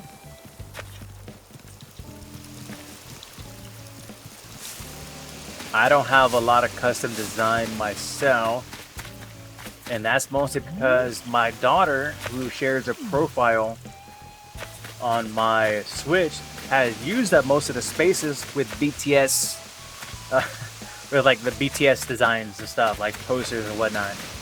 For those of you that are familiar with BTS, that Korean K-pop group, which, by the way, you know, they got some good music. So I'm not knocking the band or anything. They got some good music. But if you can just kind of like delete a lot of those spaces, I can have more custom designs for my island. Yes, she's my middle. And she'll be a senior this year, and she made the drum line. She made the drum line, which I'm very proud of, based on number 3, to be specific. And my youngest, we call like the miracle child, is turned 7 recently, and you know he's naturally talented. You know, I bought him a drum set for his birthday, so every day, you know, he's on his drum set. He's playing. He listens to he put on the YouTube video. And he'll play along with just about anything. And I didn't really teach him anything, you know, like he learns by himself. He'll pick up things on his own. And if I were to spend, you know, a few hours with him every day, he would be outstanding. But he's just naturally talented like that. You have parents that are very what's the word? Progressive, I guess you can say. With their child, with certain talents. You know, they force their child to play piano 6 hours a day, or violin, or gymnastics, or football, or sports, or whatever. I'm not that way. If they have the aptitude for something, I'm not going to add any more stress for something that they enjoy doing on their own. That's, you know, genuinely, you know, if they want to, you know, take up lessons or whatever, I don't have any problems with that. But I'm not going to force my kid to do something for hours and hours and hours to meet my expectations, because I wasn't raised that way. And from my experience, that kind of develops a kind of a resistance in that parent and child relationship. You know, you can kind of get to a point to where you kind of rebel when you get older, and I don't want that for my kids. I don't want them to reach that point to where, you know, they're kind of rebellious, or they, you know, have a hatred towards me because, you know, I want them to be something that I could never be, or I could never achieve when, you know, when I was their age. Anyway, kids are great. You know, kids are amazing. They could be a pain. But, you know, overall, you know, they're a joy to have. They're an extension of you. And for me, I'm a very smart ass. and sometimes my kids say certain things that kind of triggers me, and then I think back. So you know what? I can't help but to laugh because that's something that I would say. That's something, you know, a smart ass comment that I could see myself saying, and I have no one to fault but my own, because that's pretty much me in a nutshell. Yeah, I don't have any items here. I don't have any bridges. I don't have nothing I can use to kind of climb down, because this is you're in the dream, so you can't carry anything to kind of aid you in climbing. So you just have to rely on the inclines and the bridges that they have for you here. What is this? What is this link that you're posting?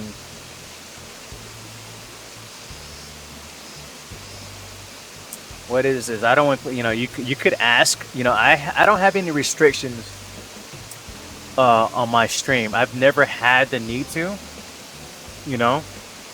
Um, but I would appreciate it.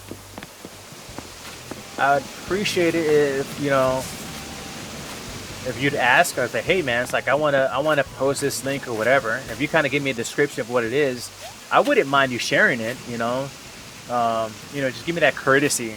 You give me that courtesy, you know, we could be cool. You know, I don't have a problem with, you know, links or whatever, as long as it's not malicious or anything like that. I'm cool with people posting links and stuff.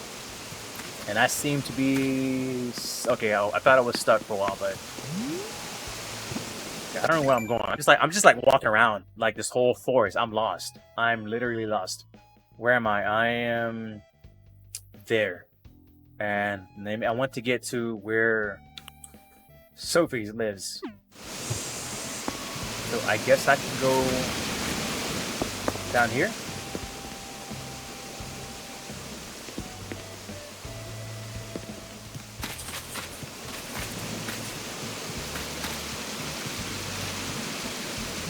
Come on, man. I've asked nicely.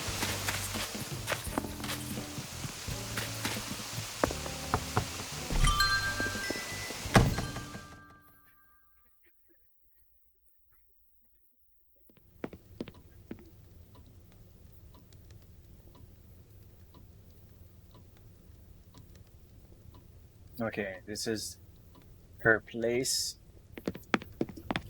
Got the grandfather clock. It's got a very like old school grandparents' house vibe to it. It's like I'm visiting my abuelita. Visiting my abuelita's place. Except that she has plastic on her couch. She has plastic on the furniture. I don't know if you have grandparents that have that.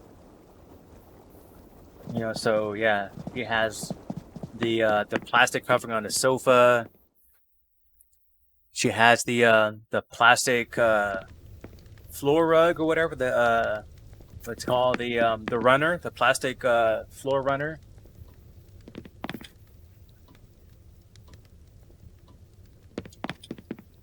Yo, so was that Fiji waffle? First one will be bloodborne and die in the mother's womb. You know, I am rusty on my Arabic. I haven't had to use Arabic since 2000. When was the last time I was over? 2005. 2005 was the last time I was overseas, in Fallujah and Al Assad, and I was working at the DFAC in Al Assad as the guard chief. And we used to, and it's the DFAC is detention facility where we detain, where we kept the detainees, the criminals, whatever stuff from the war, if you wanted to call it the war or whatever. So they're mostly 60% were mostly like the like insurgents or whatever, and then 40% were people that were just like in the wrong place, you know, the wrong time. And we have to, you know, kept there for 7 days before releasing back to the public, pending paperwork and whatnot. Mostly nice people. Some of them could speak many languages, which is like awesome. It's like, man, like many languages. Very intelligent. Um, when they're allowed to speak, they have a vast knowledge of not just their culture, but some of them they spend time like in Asia and these other countries. It's a great country. It's an amazing country, despite what like the news media leads you to believe. So I enjoyed my time over there. Kuwait, Saudi, Afghanistan. Nice places for the most part. Of course, at the time, it wasn't as pleasant, but it is what it is. Yo, and I'm like forever like, man, I think this is one whole. I like the flow. It just seems like one giant forest linking to another forest.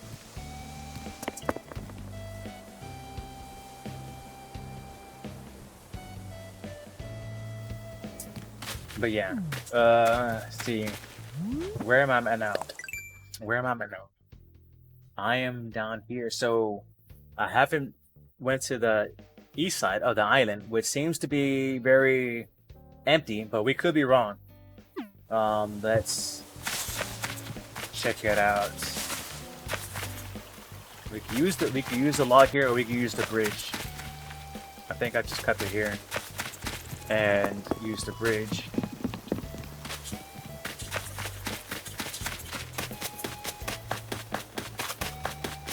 And this seems like so large.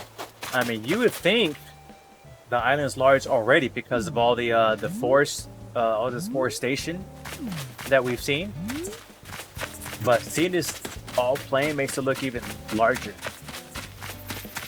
And then you have this. You have like the camping ground.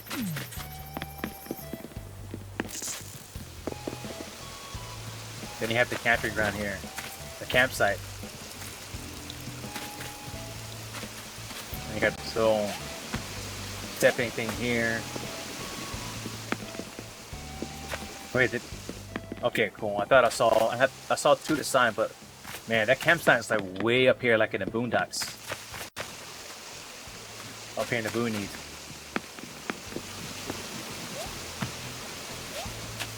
But that's pretty cool. It's very secluded, nice and peaceful. You could do your little camping.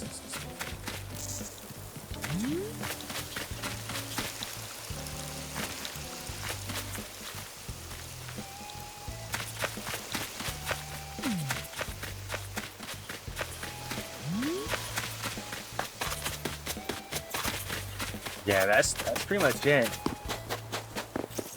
I like this part of their island. It seems like you can do a lot here.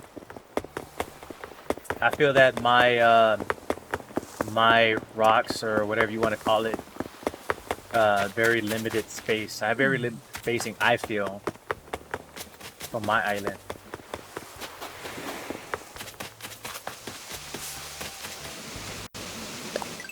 And we was here before, so now we're back here. And this feels very natural. It's like very natural overall.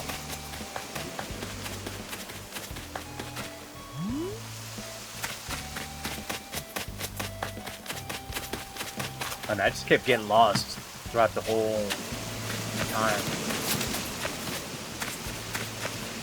All these shrooms and flowers and pathing.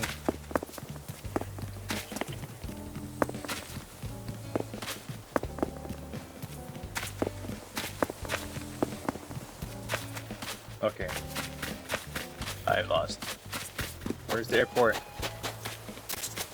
Okay, okay, not the airport. I meant, I keep, for some reason, I keep calling it guest services, but it's not guest services. Okay, now we're back to where we started.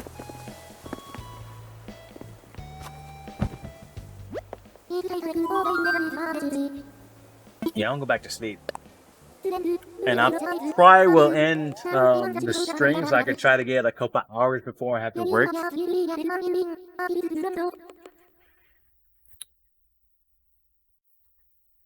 Wake up, wake up.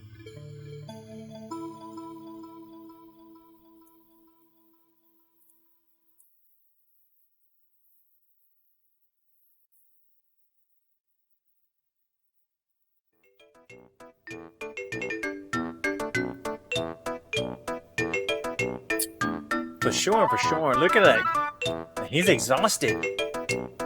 This guy just ran through, just got lost in that forest for like 3 hours. He's drained. I'm drained. Before the stream, I was in another stream, not like streaming a game, but I was commentating. I was a commentator for this Killing Instinct tournament. If I hadn't mentioned that, so I've been, you know, on a stream since 6 something. So the tournament was about 3 hours long.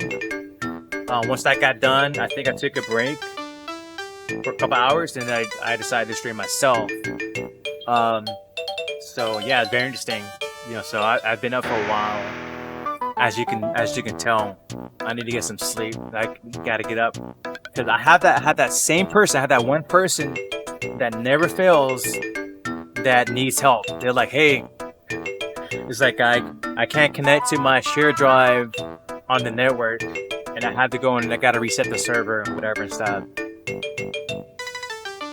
But yeah, you know, I think I will keep streaming Animal Crossing. It's been very rewarding, seeing everyone's island and whatnot, you know, so it's a lot different. It's a lot different actually going through it yourself and watching someone's YouTube channel and whatever with the guided tour. But pretty much you're exploring on your own, and kind of like, okay, what's this? I guess this is what this is or whatever. So it's been fun. It's been fun, and you know, for everyone that kind of tuned in and stopped by, you know, thanks for stopping by. Thanks for tuning in. Even if you're here, like if you're lurking, or if you're here trolling, that's cool too. You know, it's like I get it. You know, it's late and whatever. Trolls are trolls. I used to do the same thing. Hey, you're giving me a viewing. You're giving me viewership. So, thanks. I used to have something that I used to play to end my stream when I was streaming. So let me see if I can find it again. And who's familiar with The Walking Dead? Any Walking Dead fans?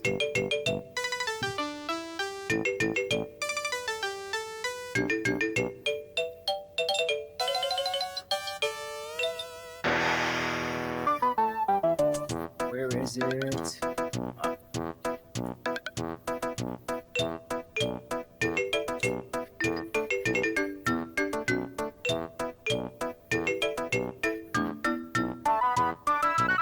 Okay, I found it. I found it. Right.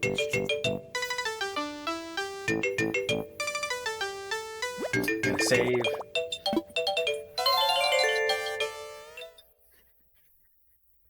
All that saving, then I'll play this cool outro. I think it's pretty cool. I think it's pretty catchy.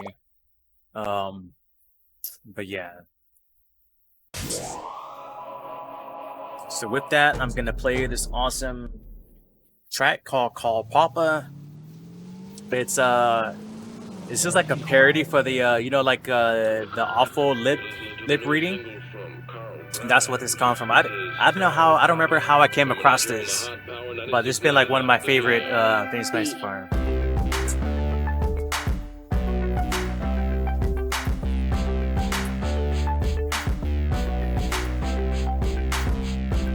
I heard the gingerbread boy, 'cause he's the 10 bread boy.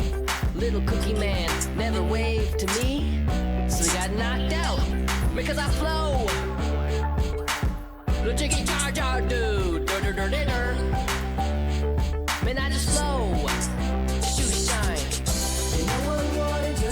and tiara. Cause no one wanted your sticky chair. And why you always talk about the cool kids who take archery? Yeah, you're a shrinky dink. You get a funeral if you don't wise up and call me Carl Papa. The chicky jar jar dude. It's like, yo, it is like, this is so good, Threw a man. brick in the air. That shouldn't matter cause a brick is just a brick. Word. Dark days, darker nights. Found my way down a hall without a light because I flow. The chicky jar jar dude. This whole thing where random dead people try to kill me's gotta go. They keep walking, walking my way. If they're talking, can't tell what they say. They keep falling over stuff in their way. Dead dudes walking can ruin your day. The chicky jar jar dude. Now all the walkers sing.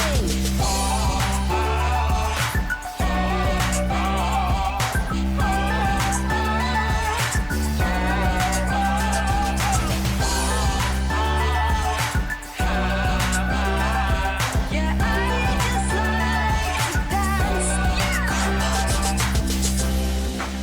Cell block wisdom. French braid tabletop. If you mess with Carl Papa, I'm coming at you like 1, 2 walkers in the back of the club. I'm guessing it's a club where everyone dies. If they try to dance to the music that doesn't play, cause we don't got no electricity. What we got is bones, bones, bones. Childhood bones, bones, bones, bones, bones. If you try to step to me, hit you in the femur with another femur that is laying on the ground. Yeah, wordsmith. Someone had to cut my baby sister out my mama. They keep walking, walking my way. If they're talking, can't tell what they say. They keep falling over stuff in their way. Dead dudes walking can ruin your day. They keep walking, walking my way. If they're talking, can't tell. Why you always talking about the cookies? Yeah, you're a shrinky dink. You get a funeral if you don't wise up and call me a creep. The chicky jar jar dude. Man, I just flow. Carl Papa. Carl Papa. Man, I just flow.